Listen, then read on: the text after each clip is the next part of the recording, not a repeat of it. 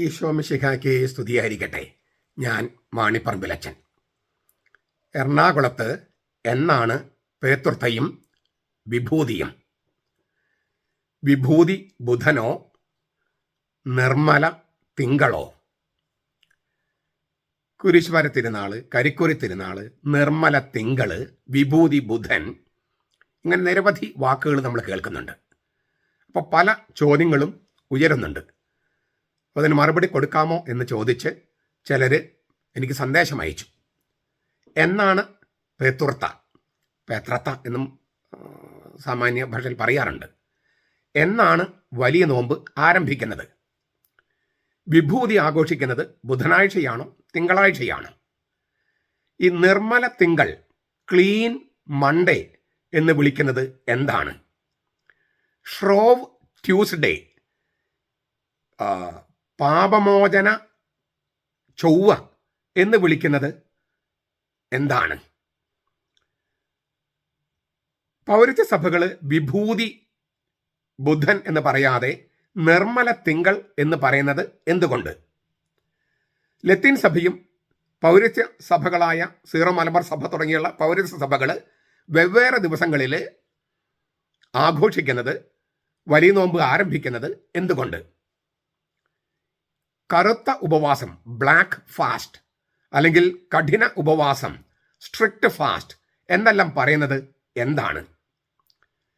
ചാരം പൂശുന്ന പാരമ്പര്യം പാശ്ചാത്യമോ പൗരസ്ത്യമോ? ആരൊക്കെയാണ് പണ്ട് കാലത്ത് ചാരം പൂശിയിരുന്നത്? എന്ന് മുതലാണ് ചാരം പൂശുന്ന പാരമ്പര്യം സഭയിൽ ഉടലെടുക്കുന്നത്? ചാരം പൂശുന്നതിനെക്കുറിച്ച് ബൈബിൾ എന്ന വേദത്താളുകൾ എന്തെല്ലാം പറയുന്നു? ഓശാന ഞായറാഴ്ച ആശീർവദിച്ച കുരുത്തോല കത്തിച്ചാണ് ചാരം അഥവാ ഭസ്മം ഉണ്ടാക്കുന്നത് എന്തുകൊണ്ട്? ഇങ്ങനെ നിരവധിയായ ചോദ്യങ്ങൾക്കാണ് ഈ വീഡിയോയിൽ ഉത്തരം നൽകുന്നത്. ക്രിസ്തുവർഷം 325 നിക്യ സൂനകദോസാണ് അതിൻ്റെ 1700 ജൂബിലി ആയിരുന്നു നമ്മൾ കഴിഞ്ഞ വർഷം ആഘോഷിച്ചത്. ക്രിസ്തുവർഷം 325 നിക്യ സൂനകദോസാണ് 40 ദിവസത്തെ നോമ്പാചരണം സഭയിൽ ഔദ്യോഗികമായി പ്രഖ്യാപിച്ചത്. അത് എല്ലാ ക്രിസ്ത്യാനികളും ആചരിക്കണം എന്നാണോ ഉദ്ദേശിച്ചത്? അതോ മറ്റ് മതങ്ങളിൽ നിന്ന് മാനസാന്തരപ്പെട്ട് ആകുന്നവർക്ക് വലിയ ശനിയാഴ്ചയാണ് മാമോദീസ കൊടുത്തിരുന്നത്, ആണ്ടുവട്ടത്തിൽ ഒരിക്കൽ.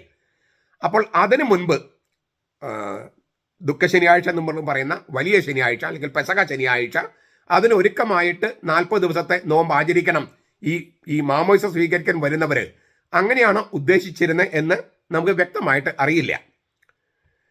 ഏതായാലും പിന്നീട് എല്ലാ ക്രിസ്ത്യാനികളും 40 ദിവസത്തെ നോമ്പ് ആചരിക്കുന്ന പതിവ് സഭയിൽ ആരംഭിച്ചു. സുറിയാനിയിൽ സൗമ റംബ എന്നാണ് വിളിക്കുന്നത്, വലിയ നോമ്പ്. ഉയർപ്പ് തിരുനാളിന് മുൻപ് 7 ആഴ്ചകൾ നീണ്ടു നിൽക്കുന്ന ആത്മീയ ഒരുക്കത്തിന്റെ കാലമായിട്ടാണ് സുറിയാനി സഭകൾ, പ്രത്യേകിച്ച് സീറോ മലബാർ സഭ, ഈ നോമ്പ് കാലത്തെ വലിയ നോമ്പ് സൗമ റംബ എന്ന വലിയ നോമ്പിനെ വിഭാവനം ചെയ്യുന്നത്. ഈശോയുടെ മാമോദീസയുമായി ബന്ധപ്പെട്ടായിരുന്നു ഇതിന് തൊട്ട് മുമ്പത്തെ കാലം. നോമ്പ് കാലത്തിന് മുമ്പുള്ളത് എന്താണ്? ദനഹ കാലം. അത് ഈശോയുടെ മാമോദീസയുമായി ബന്ധപ്പെട്ട. ഈ മാമോദീസ കഴിഞ്ഞ് ഈശോ 40 ദിനരാത്രങ്ങൾ ഉപവസിച്ചു. പരസ്യ ജീവിതം ആരംഭിക്കുന്നതിന് മുമ്പ് 40 ദിനരാത്രങ്ങൾ ഉപവസിച്ചു. മത്തായിയുടെ സുവിശേഷം 4-ാമത്തെ അധ്യായം 1 മുതൽ 11 വരെ വാക്യങ്ങൾ, ലൂക്കാസിന്റെ സുവിശേഷം 4-ാമത്തെ അധ്യായം 1 മുതൽ 13 വരെ വാക്യങ്ങൾ, മർക്കോസിന്റെ സുവിശേഷം 9-ാമത്തെ അധ്യായം 12-13 വാക്യങ്ങൾ. അപ്പം മാമോദീസയ്ക്ക് തൊട്ട് പിന്നാലെ വരുന്നത്, ദരഹക്കാലത്ത് തൊട്ട് പിന്നാലെ വരുന്നത് 40 ദിവസത്തെ നോമ്പുകാലമാണ്, ഉപവാസത്തിൻ്റെയും പ്രായശ്ചിത്തത്തിൻ്റെയും കാലമാണ്.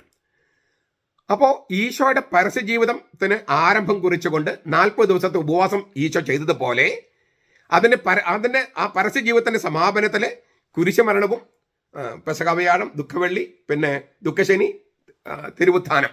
അപ്പോൾ ഇങ്ങനെയുള്ള ഈ സംഭവങ്ങൾ, പെസഹ രഹസ്യങ്ങൾ മുഴുവൻ സംഭവിക്കുന്നത് ഈ കാലയളവിലാണ്.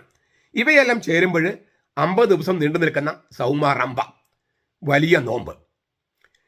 ചില പൗരസ്ത്യ സഭകളിൽ 50 ദിവസമാണെങ്കിലും ഈ ഉപവാസ ദിനങ്ങൾ 40 ഉള്ളൂ. ചില പൗരത്യ സഭകളിൽ ശനിയും ഞായറും ഉപവാസ ദിനങ്ങളായി പരിഗണിക്കുന്നില്ല. പക്ഷെ എല്ലാ സഭകളിലും ഉപവാസ ദിനങ്ങൾ 40 തന്നെയാണ്. കണക്കാക്കുന്ന വിധത്തിൽ അന്തരമുണ്ട്. അതുകൊണ്ടാണ് നോമ്പ് ആരംഭിക്കുന്ന ദിവസത്തിലും അന്തരമുള്ളത്. സീറോ മലബാർ സഭയിൽ ഉയർപ്പ് തിരുനാളിന് മുൻപ് 7 ആഴ്ച കണക്കാക്കിയിട്ടാണ് പേതൃത്വ ഞായറാഴ്ച വലിയ നോമ്പ് ആരംഭിക്കുന്നത്. ഈ സീറോ മലബാർ സഭയിലെ വേദപഞ്ചാംഗം പരിശോധിച്ചാൽ എല്ലാ കാലങ്ങളും ആരംഭിക്കുന്നത് പൊതുവെ ഞായറാഴ്ചയാണ്. അപ്പൊ കർത്താവിന്റെ ദിവസം കർത്തൃ ദിവസം എന്ന് പറയുന്ന വെളിപാട് പുസ്തകം 1:10 ആ ദിവസം കർത്താവിന്റെ തിരുവുത്ഥാനവുമായിട്ട് ബന്ധപ്പെട്ടാണ്, ഉത്ഥിതനായ കർത്താവുമായുള്ള കൂടിക്കാഴ്ചയാണ് വിശുദ്ധ കുർബാന. അപ്പൊ അതുമായിട്ട് ബന്ധപ്പെട്ടാണ് ഈ വേദപഞ്ചാംഗത്തിലെ സഭാ മത്സരത്തിലെ കാലങ്ങളെല്ലാം ആരംഭിക്കുന്നത്. എങ്കിലും ഞായറാഴ്ചകളിൽ ഉപവാസമില്ല. അത് ഉത്ഥാനത്തിന് ആഘോഷമായതിനാൽ ഉപവാസ ദിനമല്ല ഞായറാഴ്ച. ഈ സീറോ മലബാർ സഭയിൽ പറഞ്ഞല്ലോ 7 ആഴ്ചകൾ, അതായത് ഉയർപ്പ് തിരുനാളിന് മുൻപ്, തിരുവുത്ഥാന തിരുനാളിന് മുൻപ് 7 ആഴ്ച കണക്കാക്കിയിട്ട് പേതൃത്വം എന്ന് പറയുന്നത് ഈ നോമ്പ് തുടങ്ങുന്ന ഞായറാഴ്ചയാണ്. നോമ്പ് തുടങ്ങുന്ന ഞായറാഴ്ച. പക്ഷെ ഞായറാഴ്ച ഉപവാസ ദിനമല്ലാത്തത് കൊണ്ടും നോമ്പിലേക്കുള്ള ആഘോഷമായ പ്രവേശനമായിട്ട് പേതൃത്വം എന്ന് പറയുന്ന തിരുനാളിനെ കണക്കാക്കുന്നത് കൊണ്ടും ആ ഞായറാഴ്ച വൈകിട്ട് റംഷയോട് കൂടിയാണ് നോമ്പ് ആരംഭിക്കുന്നത്. പേതൃത്വ ഞായറാഴ്ച വൈകിട്ട് 6 മണിക്കും 9 മണിക്കും, വൈകിട്ട് 6 മണിക്കും 9 മണിക്കും ഇടയ്ക്കുള്ള റംഷ പ്രാർത്ഥനയോട് കൂടിയാണ് നോമ്പ് ആരംഭിക്കുന്നത്. ഈ പീഡാനുഭവ വെള്ളിയും വലിയ ശനിയും ഞായറാഴ്ചകൾ നമ്മൾ പറഞ്ഞു ഉപവാസ ദിനങ്ങളെ കണക്കാക്കുന്നില്ല. പീഡാനുഭവ വെള്ളിയും വലിയ ശനി അല്ലെങ്കിൽ ദുഃഖശനിയും തീവ്രമായ പ്രാർത്ഥനയുടെയും അതിതീവ്രമായ ഉപവാസത്തിൻ്റെയും ദിനങ്ങളാണ്. അതായത് നമ്മുടെ വീട്ടിൽ ഒരാൾ മരിച്ചാൽ എങ്ങനെയാണോ അതുപോലെയുള്ള മരണ വീട്ടിലെ പോലെയാണ് ഈ ദുഃഖവെള്ളിയും ദുഃഖശനിയും സീറോ മലബാർ സഭയിൽ ആഘോഷിക്കുന്നത്. അപ്പം അതിനെ വെറും ഒരു ഉപവാസ ദിനമായിട്ടല്ല, തീവ്രമായ ദുഃഖത്തിൻ്റെയും അതിതീവ്രമായ ഉപവാസത്തിൻ്റെയും ദിനങ്ങളാണ്, അതിതീവ്രമായ വിലാപത്തിൻ്റെ ദിനങ്ങളാണ്, മരണ വീട്ടിലുള്ളത് പോലെ. അപ്പോൾ ഞായറാഴ്ചകളും ഈ ദിവസങ്ങളും ഒഴിവാക്കിയാൽ 6 ആഴ്ചകളിൽ 6 വീതം 36 ദിവസങ്ങൾ. പിന്നെ പെസക ആഴ്ചയിലെ, അത് 7-ാം ആഴ്ചയിലെ തിങ്കൾ മുതൽ പെസക വ്യാഴം ഉൾപ്പെടെ 4 ദിവസങ്ങൾ. അപ്പം മൊത്തം എത്രയായി? 40. 6 ആഴ്ചകളിൽ 6 വീതം 36 ദിവസങ്ങൾ. ഞായറാഴ്ചകൾ മാറ്റി, ദുഃഖവെള്ളി മാറ്റി, ദുഃഖശനി മാറ്റി. പിന്നെ ഈ പെസക വ്യാഴാഴ്ച വരെയുള്ള അവസാനത്തെ ആഴ്ചയിലെ തിങ്കൾ, ചൊവ്വ, ബുധൻ, വ്യാഴം, ഈ 4 ദിവസങ്ങളും ചേരുമ്പോൾ 36, 4, 40. അങ്ങനെ 40 ദിവസങ്ങളാണ് നോമ്പ് ദിവസങ്ങൾ അല്ലെങ്കിൽ ഉപവാസ ദിനങ്ങളായിട്ട് പരിഗണിക്കുന്നത്. വലിയ നോമ്പിൽ ആദ്യത്തെ ഞായർ പേതൃത്വ ഞായർ അല്ലെങ്കിൽ പേത്രത്ത എന്ന് നമ്മൾ പറഞ്ഞു കഴിഞ്ഞു. അന്ന് വൈകിട്ട് 6 മണി മുതൽ 9 മണി വരെ ചൊല്ലുന്ന റംഷ പ്രാർത്ഥനയോടെയാണ് നോമ്പുകാലം ആരംഭിക്കുന്നതെന്ന് പറഞ്ഞു. ഈ പേതൃത്വ അല്ലെങ്കിൽ പേത്രത്ത എന്ന് പറയുന്ന വാക്കിന് പല അർത്ഥങ്ങൾ പറയുന്നുണ്ട്. തിരികെ വരിക, കടന്നു പോവുക, അവസാനിക്കുക, തിരിഞ്ഞു നോക്കുക, ഇങ്ങനെ പല അർത്ഥങ്ങളുണ്ട്. പഥർ എന്നാണ് ക്രിയാധാതു. പഥർ എന്ന ക്രിയാധാതു സുറിയാനി വാക്കെന്ന് എൻ്റെ വിചാരം. ഈ ഓരോ അർത്ഥവും അനുസരിച്ചും ഓരോ വ്യാഖ്യാനങ്ങൾ നൽകപ്പെടാം. ജീവിതത്തിലേക്ക്, കഴിഞ്ഞുപോയ ജീവിതത്തിലേക്ക് തിരിഞ്ഞു നോക്കി ഒരു ആത്മശോധന നടത്തുക എന്ന അർത്ഥമാകാം പേതൃത്വയ്ക്ക്. അതല്ലെങ്കിൽ ഈ പേതൃത്വം വലിയ സദ്യയോടുകൂടി കഴിക്കുന്ന ഞായറാഴ്ച ഇറച്ചി, മീനും, മുട്ടയും എല്ലാം കൂടി വളരെ വിഭവസമൃദ്ധമായ സദ്യയാണ്. അപ്പോൾ തിരിഞ്ഞു നോക്കുന്നത് കർത്താവിൻ്റെ ധനഹായിലേക്കാകാം. അതായത് പ്രത്യക്ഷപ്പെട്ട് ലോകത്തിന് മുഴുവൻ വെളിപ്പെട്ട ഒരു ആളെ നോക്കി നമ്മൾ സന്തോഷിക്കുകയാണ്. അത് കഴിഞ്ഞിട്ട് അവൻ്റെ പരസ്യ ജീവിതത്തിലേക്ക് കടക്കുകയാണ്. അപ്പം അതിനു മുമ്പ് ഇവൻ ദൈവപുത്രനാണ് വെളിപ്പെടുത്തിയിട്ടാണല്ലോ രക്ഷാക്രമത്തിന്റെ അവസാന ഘട്ടത്തിലേക്ക്, ഏറ്റവും പ്രധാനപ്പെട്ട ഭാഗത്തേക്ക് പ്രവേശിക്കുന്നത് എന്നതിലേക്ക് തിരിഞ്ഞു നോക്കിയിട്ടുള്ള ഒരു ആഘോഷമായിട്ടും പേതൃത്വത്തെ കാണാൻ സാധിക്കും. അല്ലെങ്കിൽ പശ്ചാത്താപത്തിലൂടെ കടന്നു പോകുന്ന അർത്ഥമുണ്ട്. പശ്ചാത്താപത്തിലൂടെ കടന്നുപോയി അനുരഞ്ജനം പ്രാപിക്കുക എന്നൊരർത്ഥമുണ്ടാകാം പേതൃത്വയ്ക്ക്. അവസാനിപ്പിക്കുന്ന ഒരർത്ഥമുണ്ട്. പാപജീവിതമൊക്കെ അവസാനിപ്പിച്ചിട്ട് പാപമോചനം തേടുക എന്നൊരർത്ഥമുണ്ടാകാം. ഏതായാലും ഉപവാസം, പ്രാർത്ഥന, ധർമ്മദാനം എന്നിവയിലൂടെ ശുദ്ധീകരണം പ്രാപിക്കുന്ന കാലയളവാണ് ഇത്.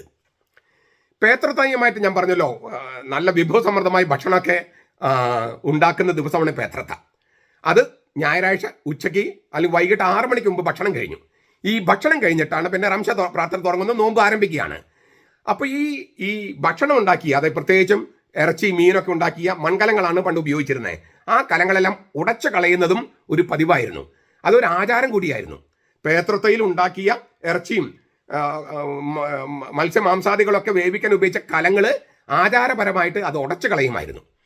അത് പേതൃത്വ തിരുനാള് അത് അതിൻ്റെ മണമൊന്നും നിൽക്കാൻ വേണ്ടിയല്ല, പഴയ മനുഷ്യനെ ഉരിഞ്ഞു കളഞ്ഞ് പുതിയ മനുഷ്യനെ ധരിക്കുന്നത് ഒരു ആചാരമായിട്ട് അവതരിപ്പിക്കുകയാണ്. അതാണ് ഈ പേതൃത്വ എന്ന് പറയുന്ന ആ ദിവസത്തെ ഈ കലമുടക്കൽ പരിപാടിയുടെ അർത്ഥം.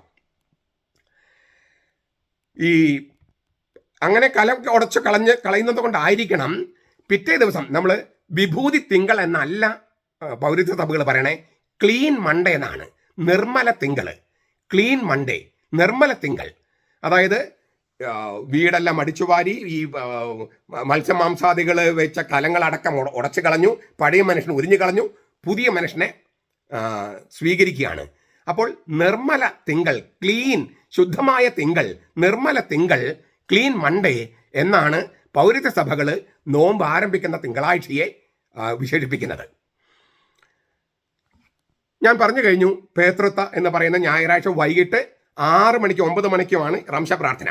ആ റംശ പ്രാർത്ഥനയോടെയാണ് നോമ്പും ഉപവാസമൊക്കെ ആരംഭിക്കുന്നത്. അതാണ് വലിയ നോമ്പിൻ്റെ സൗമാരംഭയുടെ ഗാംഭീര്യം കലർന്ന ആരംഭം. പിറ്റേ ദിവസം വൈകുന്നേരം, തിങ്കളാഴ്ച വൈകുന്നേരം 6 മണിക്കുള്ള റംശ പ്രാർത്ഥനയോടെയാണ് ഈ ഉപവാസം അവസാനിപ്പിക്കുന്നത്. അപ്പോൾ തലേ ദിവസം 9 മണി തൊട്ട് 6 മണി തൊട്ട് 9 മണി വരെയുള്ള റംശ പ്രാർത്ഥന. എപ്പോൾ വേണമെങ്കിലും അത് ഭക്ഷണം കഴിച്ചതിന് ശേഷമാണ് റംശയ്ക്ക് പോകുന്നത്. ആ റംശയോടുകൂടി ഉപവാസം ആരംഭിക്കുക. പിറ്റേ ദിവസം 6 മണിക്കാണ് തീരുന്നത്. അപ്പോൾ 24 മണിക്കൂർ ഉപവാസമാണ്. അത് ഞായറാഴ്ച വൈകിട്ട് 6 മണി തൊട്ട് തിങ്കളാഴ്ച വൈകിട്ട് 6 മണി വരെ ഉപവാസമാണ്. അതുകൊണ്ട് അതിനെ ബ്ലാക്ക് ഫാസ്റ്റ് എന്നാണ് വിളിക്കുക, കറുത്ത ഉപവാസം. 24 മണിക്കൂറാണ്. നമ്മൾ ഒരു നേരം എന്നൊക്കെ പറഞ്ഞിട്ട് ഇങ്ങനെ ചുരുക്കമെങ്കിലും വളരെ കർശനമായ കഠിനമായ ഒരു ഉപവാസമായിരുന്നു അത്. അതുകൊണ്ട് സ്ട്രിക്റ്റ് ഫാസ്റ്റ് എന്നും അതിന് വിളിച്ചിരുന്നു, കണിശമായ ഉപവാസം എന്നും ബ്ലാക്ക് ഫാസ്റ്റ്, കറുത്ത ഉപവാസം എന്നൊക്കെ അതിനെ വിളിച്ചിരുന്നു. ഉപവാസം, ധർമ്മദാനം, പ്രാർത്ഥന, ഈ 3 യഹൂദ ഭക്താഭ്യാസങ്ങൾ ക്രിസ്ത്യാനികൾക്ക് വേണമെന്നും അത് അനുഷ്ഠിക്കുമ്പോൾ എന്താണ് ക്രിസ്ത്യാനികൾ ചെയ്യേണ്ട മനോഭാവമെന്നും ഒക്കെ കർത്താവ് പഠിപ്പിച്ചിട്ടുണ്ട്. മത്തായിയുടെ സുവിശേഷം 6-ാമത്തെ അധ്യായം 1 മുതൽ 18 വരെ വാക്യങ്ങൾ. ഞാൻ കഴിഞ്ഞ ദിവസം അതേക്കുറിച്ച് അതിൻ്റെ ആ 3 തമ്മിലുള്ള ബന്ധമൊക്കെ, അതുപോലെ ഉപവാസത്തിൻ്റെ 20 ലക്ഷ്യങ്ങളൊക്കെ ഞാൻ ഈ കഴിഞ്ഞ ദിവസങ്ങളിലെ വീഡിയോയിൽ പറഞ്ഞു. അപ്പോൾ ഞാൻ വീണ്ടും ആവർത്തിക്കാൻ ആഗ്രഹിക്കുന്നില്ല.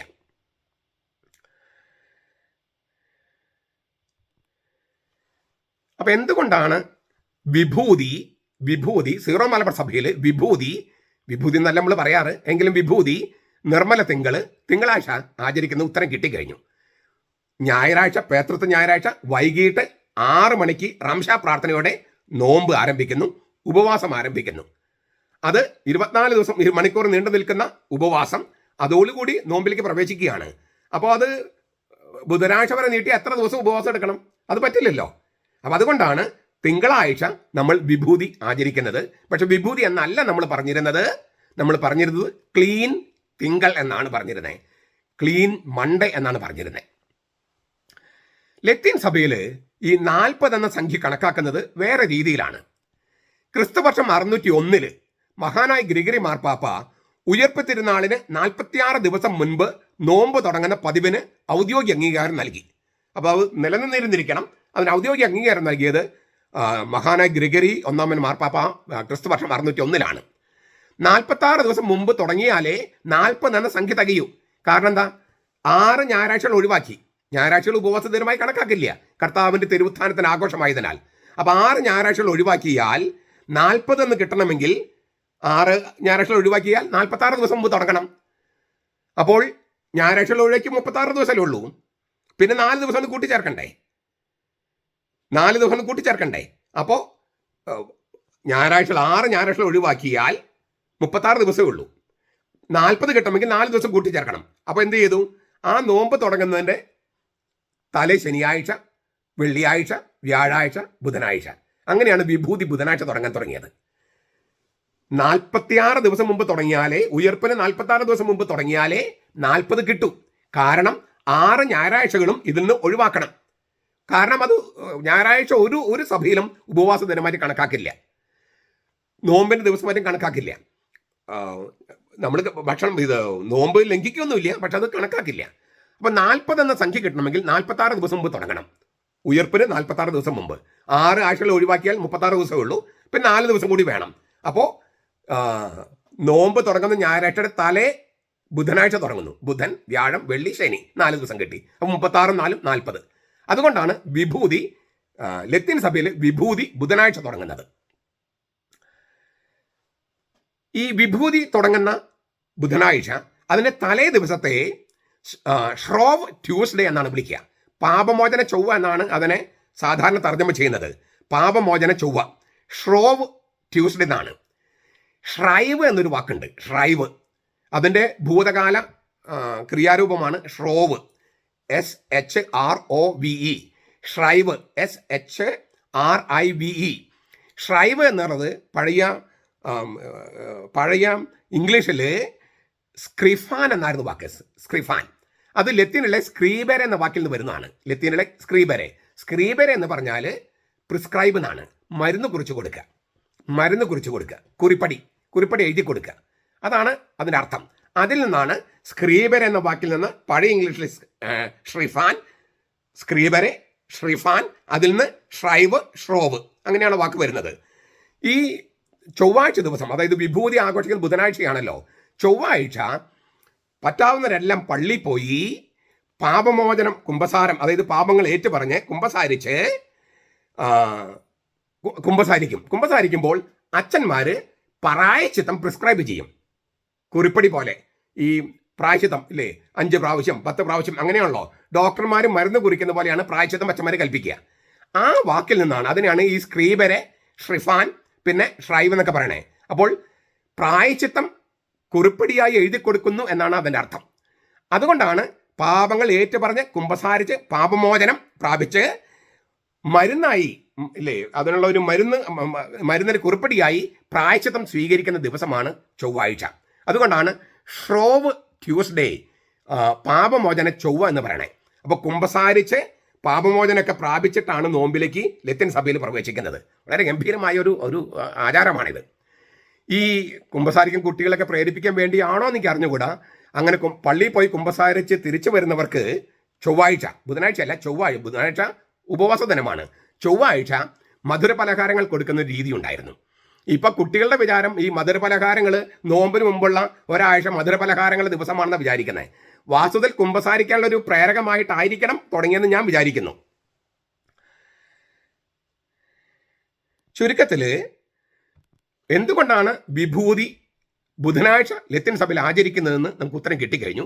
അതിന് തലേ ദിവസം പാപമോചന ചൊവ്വ എന്ന് ആഘോഷിക്കുമ്പോൾ എന്തുകൊണ്ടാണെന്ന് നമുക്ക് ഉത്തരം കിട്ടിക്കഴിഞ്ഞു. വിഭൂതി എന്ന വാക്കിന് ഈ ലത്തീൻ വേദപാഠകം അനുസരിച്ച് ഈ വിഭൂതിക്ക് മുമ്പുള്ള ഞായറാഴ്ച സാധാരണ കാലമാണ്, നോമ്പുകാലമല്ല. സീറോ മലബാർ സഭയിൽ ഞായറാഴ്ചയാണ് നോമ്പുകാലം ആരംഭിക്കുന്നത്. ഞായറാഴ്ചയാണ്, തിങ്കളാഴ്ച ഉപവാസമാണ്. അത് ലത്തീൻ സഭയിൽ സാധാരണ കാലമാണ്. അവർക്ക് വിഭൂതി കഴിഞ്ഞു വരുന്ന ഞായറാഴ്ചയാണ് നോമ്പുകാലത്തിൻ്റെ ആദ്യത്തെ വായനകൾ വരുന്നത്. ഞായറാഴ്ചത്തെ ഇത് വരുന്നത് വിഭൂതിയിലാണ് അവർക്ക് നോമ്പ് ആരംഭിക്കുന്നത്. നമുക്ക് പേതൃത്വം എന്ന് പറയുന്ന ഞായറാഴ്ച ഉച്ച കഴിഞ്ഞ റംശയോട് കൂടിയാണ് നോമ്പ് ആരംഭിക്കുന്നത്. ഇതുകൊണ്ടാണ് ഒന്ന് തിങ്കളാഴ്ചയും മറ്റൊന്ന് ബുധനാഴ്ചയും വരുന്നത്. വിഭൂതി എന്ന വാക്കിനർത്ഥം നമുക്കറിയാം ചാരമെന്നാണ്. ചാരം, ഭസ്മം. കാനോൻ നിയമം, ലത്തീൻ കാനോൻ നിയമം ഞാൻ ഇപ്പോൾ പറയുന്നത് അതിൻ്റെ കറസ്പോണ്ടിങ് ആയിട്ടുള്ള ഓറിയന്റൽ കാനോനിലും ഉണ്ടാകും. 1252 അനുസരിച്ച് വിഭൂതിയും ദുഃഖവെള്ളിയും ഉപവാസ ദിനങ്ങളാണ്. അതായത് നമ്മൾ ഒരു നേരം എന്നൊക്കെ പറയും, ശരിക്കും ഉപവാസമാണ്. എങ്ങനെയാണെന്ന് ഉപവാസമൊക്കെ ഞാൻ പറഞ്ഞു കഴിഞ്ഞു. 18നും 60നും ഇടയ്ക്കിൽ പ്രായമുള്ളവർ ഈ ഉപവാസം എടുക്കാനായിട്ട് കടമയുണ്ട്. എങ്കിലും ഓരോരുത്തരും ആരോഗ്യസ്ഥിതിയും രോഗാവസ്ഥയൊക്കെ കണക്കാക്കിയിട്ട് വേണം സ്വീകരിക്കാൻ. പിന്നെ 18 വയസ്സായിട്ടില്ലെന്ന് കരുതി ഉപവാസം എടുക്കാതിരിക്കേണ്ട കാര്യമില്ല. 60 വയസ്സ് കഴിഞ്ഞു എന്ന് വിചാരിച്ചിട്ട് ഉപവാസം എടുക്കാതിരിക്കേണ്ട കാര്യമില്ല. ഇതൊക്കെ ഒരു നിയമം വയ്ക്കുന്നത് നമുക്ക് അത് സ്വീകരിക്കാനുള്ള, അതായത് പ്രായപൂർത്തിയായി എന്നുള്ളതും പിന്നെ പ്രായം കഴിഞ്ഞു പോയി എന്നുള്ളതൊക്കെ കണക്കാക്കിയിട്ടാണ്. പാപത്തെക്കുറിച്ച് ബോധ്യം വന്ന ദാവീദ് രാജാവ് ഉപവസിച്ച് നിലത്ത് കിടന്നതായിട്ട് 2 സാമുവേല് 12:14 കാണാം. അതായത് ബേത്ശബ, ഊരിയയുടെ ഭാര്യ ബേത്ശബയിലുണ്ടായ ആ കുഞ്ഞ് രോഗിയായി, ആ കുഞ്ഞിനെ രക്ഷിക്കണേ എന്ന് പറഞ്ഞിട്ട് പശ്ചാത്തപിച്ച് ഉപവസിച്ച് ദാവീദ് രാജാവ് നിലത്ത് കിടക്കുന്നുണ്ട്. ദാവീദ് രാജകീയ ഇങ്ങനെ കട്ടിലൊക്കെ ഉണ്ടായിട്ടും നിലത്ത് കിടക്കുന്ന ദാവീദ് രാജാവിനെ കാണാം. പശ്ചാത്താപവും തൻ്റെ പാപത്തിൻ്റെ ഫലമായിട്ട് ആ കുഞ്ഞിനെ സഹിക്കരുത് എന്നൊക്കെ പറഞ്ഞിട്ട് കുഞ്ഞിനെ രക്ഷിക്കണമെന്നൊക്കെ പറഞ്ഞിട്ട് കുഞ്ഞിനെ ദൈവം രക്ഷിച്ചില്ല, അത് വേറെ കാര്യം. എങ്കിലും ദാവീദ് നിലത്ത് കിടന്ന് ഉപവസിച്ച് പ്രാർത്ഥിക്കുന്നുണ്ട്, പശ്ചാത്തപിച്ച് പ്രാർത്ഥിക്കുന്നുണ്ട്. അപ്പോൾ ഉപവാസം എന്ന് പറയുമ്പോൾ പാപത്തെക്കുറിച്ച് ബോധ്യം വന്ന് പശ്ചാത്തപിച്ച് നമ്മുടെ പാപത്തിന് പരിഹാരം ചെയ്യാനുള്ള ഒരു ഒരു ഒരു ഒരു സങ്കല്പമാണ് ഉപവാസത്തിൽ. പക്ഷെ ഞാൻ ഉപവാസത്തെക്കുറിച്ച് ഈ ഉപവാസത്തിന് 20 ലക്ഷ്യങ്ങളുണ്ടെന്ന് ഞാൻ കഴിഞ്ഞ ദിവസം പറഞ്ഞു കഴിഞ്ഞു. അപ്പോൾ അതുകൊണ്ട് ഇനി അത് ആവർത്തിക്കുന്നില്ല. കുംഭസാരത്തിന് മുമ്പ് ചാക്കുടുക്കണമെന്നും ചാരം പൂശണമെന്നും തേർട്ടുല്യൻ അതായത് ക്രിസ്തുവർഷം 160 ജനിച്ച് 225 മരിച്ചുപോയ ആളാണ് തേർട്ടുല്യൻ. അത്രയും, അതായത് ആദിമ സഭയുടെ തുടക്കത്തിൽ തന്നെ തേർട്ടുല്യൻ പറയുന്നുണ്ട് കുംഭസാരത്തിന് മുമ്പ് ചാക്കുടുക്കണമെന്നും ചാരം പൂശണമെന്നും. സഭയിൽ നിന്ന് പുറത്താക്കപ്പെട്ടവർ തിരിച്ച് സഭയിലേക്ക് പശ്ചാത്തപിച്ച് പ്രവേശിക്കുമ്പോൾ ചാക്കൊടുത്തും ചാരം പൂശിയും മാപ്പ് ചോദിക്കണമെന്ന് സഭാചരിത്രകാരൻ എവ്സേബിയോസ് പറയുന്നുണ്ട്. ക്രിസ്തുവർഷം 260 ജനിച്ച് 339 മരിച്ചുപോയ ആളാണ് എവ്സേബിയോസ്. ഇപ്പോൾ സഭയ്ക്ക് പുറത്തു പോയിരിക്കുന്ന കുറേ ആളുകളുണ്ടല്ലോ, ഈ ആഭിചാര കുർബാന ചൊല്ലിയവരൊക്കെ പുറത്താണ്, അതുപോലെ സസ്പെൻഷനുള്ള അച്ഛന്മാരൊക്കെ പുറത്താണ്. അവരൊക്കെ തിരിച്ചു വരുമ്പോൾ അവരെ ചാക്കുടിപ്പിച്ച് ചാരം പൂച്ചിട്ട് വേണം എറണാകുളത്ത് കയറ്റാൻ എന്നാണ് എൻ്റെ അഭിപ്രായം. അതാണ് സഭാചരിത്രകാരന്മാർ പറയണേ. ഇങ്ങനെ കുംഭസാരത്തിന് മുമ്പ് ചാക്കുടുക്കുകയും ചാരം പൂശുകയും ചെയ്യുന്നതും, അതുപോലെ പാഷാണ്ഡത മൂലവും ശീശ്വം മൂലവും സഭയിൽ നിന്ന് പുറത്തു പോയി തിരിച്ചു വരുമ്പോഴും ചാക്കുടുക്കുകയും ചാരം പൂശുകയും ചെയ്യുന്ന രീതികളുണ്ടായിരുന്നു. പിന്നീട് ഈ ദൈവജനത്തിൻ്റെ പ്രതിനിധി എന്ന നിലയിൽ വൈദികർ ചാരം പൂശാൻ തുടങ്ങി. എല്ലാ ജനങ്ങളും ചാരം പൂശിയിരുന്നില്ല. വൈദികരാണ് ദൈവജനത്തെ മുഴുവൻ പ്രതിദാനം ചെയ്യുന്നു ആ സങ്കല്പത്തിൽ വൈദികർ ചാരം പൂശി. സാവകാശം അത് അൽമായരും ചെയ്യുന്ന പതിവ് ആരംഭിച്ചു. ക്രിസ്തുവർഷം 1091 ഉർബൻ 2 മാർപ്പാപ്പയാണ് അൽമായരും ചാരം പൂശുന്ന രീതി പാശ്ചാത്യ സഭയിൽ സാർവത്രികമാക്കിയത്. ക്രിസ്തുവർഷം 1091 പാശ്ചാത്യ സഭയുമായുള്ള സമ്പർക്കത്തിൽ നിന്നാണ് സീറോ മലബാർ സഭയിൽ ചാരം പൂശുന്ന ആചാരം ആരംഭിച്ചത്. അപ്പോഴും വെറുതെ ഇങ്ങ് കടമെടുക്കുകയായിരുന്നില്ല, പാശ്ചാത്യവൽക്കരിക്കപ്പെട്ടു പോവുകയല്ല ചെയ്തത്. അന്ന് തങ്ങളുടെ പാരമ്പര്യത്തിന് ചേരുന്ന വിധത്തിൽ നിർമ്മല തിങ്കൾ എന്ന് വിളിക്കുന്ന ആ ദിവസം തിങ്കളാഴ്ചയാണ് വിഭൂതിയായിട്ട് ചാരം പൂശുന്ന കർമ്മമായിട്ട് സീറോ മലബാർ സഭ സ്വീകരിച്ചത്. പാശ്ചാത്യ സഭയിൽ ഒരു പാരമ്പര്യം, ചാരം പൂശുന്ന പാരമ്പര്യം, നോമ്പ് ഉപവാസം പണ്ടുണ്ടായിരുന്നു. ചാരം പൂശുന്നത് അത് ലോകത്തുള്ള പ്രഖ്യാപനമാണ്. ആ ചാരം പൂശുന്നത് പാശ്ചാത്യ സഭയിൽ നിന്ന് സ്വീകരിച്ചപ്പോഴും ബുധനാഴ്ചയല്ല നമ്മൾ ചെയ്തിരുന്നത്, ലത്തീൻ സഭയിലെ പോലെ നിർമ്മല തിങ്കൾ എന്ന് വിളിക്കുന്ന തിങ്കളാഴ്ചയാണ്. അതുകൊണ്ടാണ് തിങ്കളാഴ്ച തന്നെ വേണമെന്ന് നമ്മൾ പറയുന്നത്. കാരണം നമ്മുടെ നോമ്പ് ആരംഭിക്കുന്നത് പേതൃത്വ ഞായറാഴ്ച വൈകിട്ട് 6 മണിയോട് കൂടിയാണ്. അപ്പോൾ അത് ബുധനാഴ്ച ചെയ്താൽ പോരല്ലോ, തിങ്കളാഴ്ച തന്നെ ചെയ്യണം. എന്നാൽ പാശ്ചാത്യ മിഷണറിമാർ ഇന്ത്യയിൽ വന്നപ്പോൾ തങ്ങളുടെ പാരമ്പര്യത്തിൽ വ്യത്യസ്തമായതെല്ലാം നെസ്റ്റോറിയൻ പാഷാണ്ഡതയാണെന്ന് തെറ്റിദ്ധരിക്കുകയും അങ്ങനെ പ്രചരിപ്പിക്കുകയും ചെയ്തവർ തിങ്കളാഴ്ചയിൽ നിന്ന് ബുധനാഴ്ചയിലേക്ക് മാറ്റി, ലത്തീൻ പാരമ്പര്യത്തിലേക്ക് മാറ്റി. അത് അറിവില്ലായ്മ കൊണ്ട് ചെയ്തതാണ്. അവരുടെ പാരമ്പര്യത്തിൽ വ്യത്യസ്തമായതെല്ലാം നെസ്റ്റോറിയൻ പാഷാണ്ഡതയാണെന്ന് അവർ തെറ്റിദ്ധരിച്ചു, അത് പ്രചരിപ്പിച്ചു, ഇപ്പോഴും പ്രചരിപ്പിച്ചു കൊണ്ടിരിക്കുന്നു. ആ പ്രചാരത്തിന് എറണാകുളത്തെ വിമത വൈദികരും അവരുടെ ചിങ്കിടികളും കൂട്ടുനിൽക്കുന്നു. അതിനൊത്താശ പാടാനായിട്ട് സീറോ മലബാർ സഭയിൽ വിവരമില്ലാത്ത കുറച്ച് നേതാക്കന്മാരുണ്ട്, തലപ്പത്തുള്ളവർ, അധികാരികൾ. അവർ അങ്ങനെ ഓശാന പാടിക്കൊണ്ടിരിക്കുന്നു. എന്നിട്ട് അതിന് പ്രാദേശിക വികാരമാണെന്ന് പറയുന്നു. അങ്ങനെ ഓരോ പ്രാദേശിക വികാരത്തെയും ലിറ്റർജിയിലേക്ക് കയറ്റുന്നു. എന്നിട്ട് അതിന് ന്യായം കൊടുക്കുന്നു. ഞങ്ങൾക്ക് അധികാരമുണ്ട്, വിശേഷ അധികാരമുണ്ട്, സിനഡിൻ്റെ അധികാരമുണ്ട്. ഇങ്ങനെ പറഞ്ഞുകൊണ്ടേയിരിക്കുകയാണ്. എന്താ കാര്യം അജ്ഞതയാണ്. എപ്പോഴാണ് ഈ പാരമ്പര്യം നമുക്ക് ഉണ്ടായതും എന്താണ് പാരമ്പര്യത്തിൻ്റെ അർത്ഥമെന്നും അതറിയാതെ മറ്റുള്ളവരുടെ കാണുന്നതെല്ലാം ഈ അയൽപ്പക്കത്തെ സുന്ദരിയായ സ്ത്രീയെ കണ്ട അപ്പ അമ്മ എന്ന് വിളിക്കുന്ന കുറച്ച് നേതാക്കന്മാർ നമുക്കുണ്ട്. അങ്ങനെയുള്ളവരുടെ ഈ ഇത് കാരണമാണ് അവരെ അണികൾ തിരുത്തിക്കൊണ്ടിരിക്കുക. ഈ അപജയം എന്ന കമ്മ്യൂണിസ്റ്റ് പാർട്ടിയെ പോലെയാണ് ഏകദേശം സീറോ മലബാർ സഭ. അണികൾ നേതാക്കന്മാരെ തിരുത്തിക്കൊണ്ടേയിരിക്കുകയാണ് എല്ലാ സ്ഥലത്തും. അത് തിരിച്ചറിയാനുള്ള ബുദ്ധിയും ബോധം പോലും നേതാക്കന്മാർക്ക് ഇല്ല എന്നുള്ളത് വലിയ സങ്കടമാണ്. സാധാരണഗതിയിൽ നേതാക്കന്മാരാണ് അണികളെ വഴി നടത്തുക.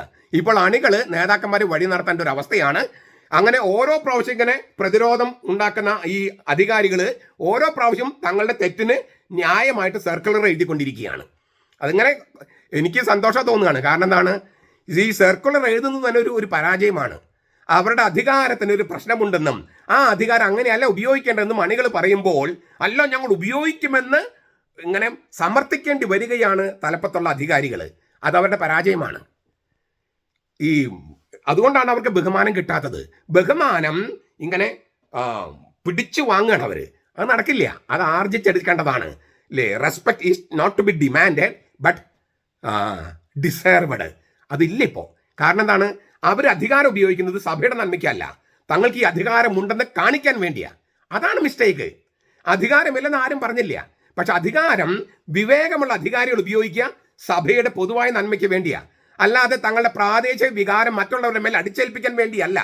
തങ്ങൾ വിശേഷ അധികാരമുണ്ടെന്ന് മറ്റുള്ളവരെ കാണിക്കാൻ വേണ്ടി ഒരു നല്ല ഭരണാധികാരിയും അധികാരം ഉപയോഗിക്കില്ല. ഇവിടെയാണ് നമ്മുടെ അധികാരികൾക്ക് തെറ്റുപറ്റുന്നതും അണികൾ അവരെ തിരുത്താൻ ശ്രമിക്കുന്നതും. ആദ്യമൊക്കെ അവർ ഈ അണികളെ തോറ്റ് പരാജയപ്പെടുന്നൊക്കെ വിചാരിക്കും. പക്ഷേ ജയിച്ചു കൊണ്ടിരിക്കുന്ന അവരാണ്. ഈ നമ്മുടെ സഭയുടെ തെളിവാണത്.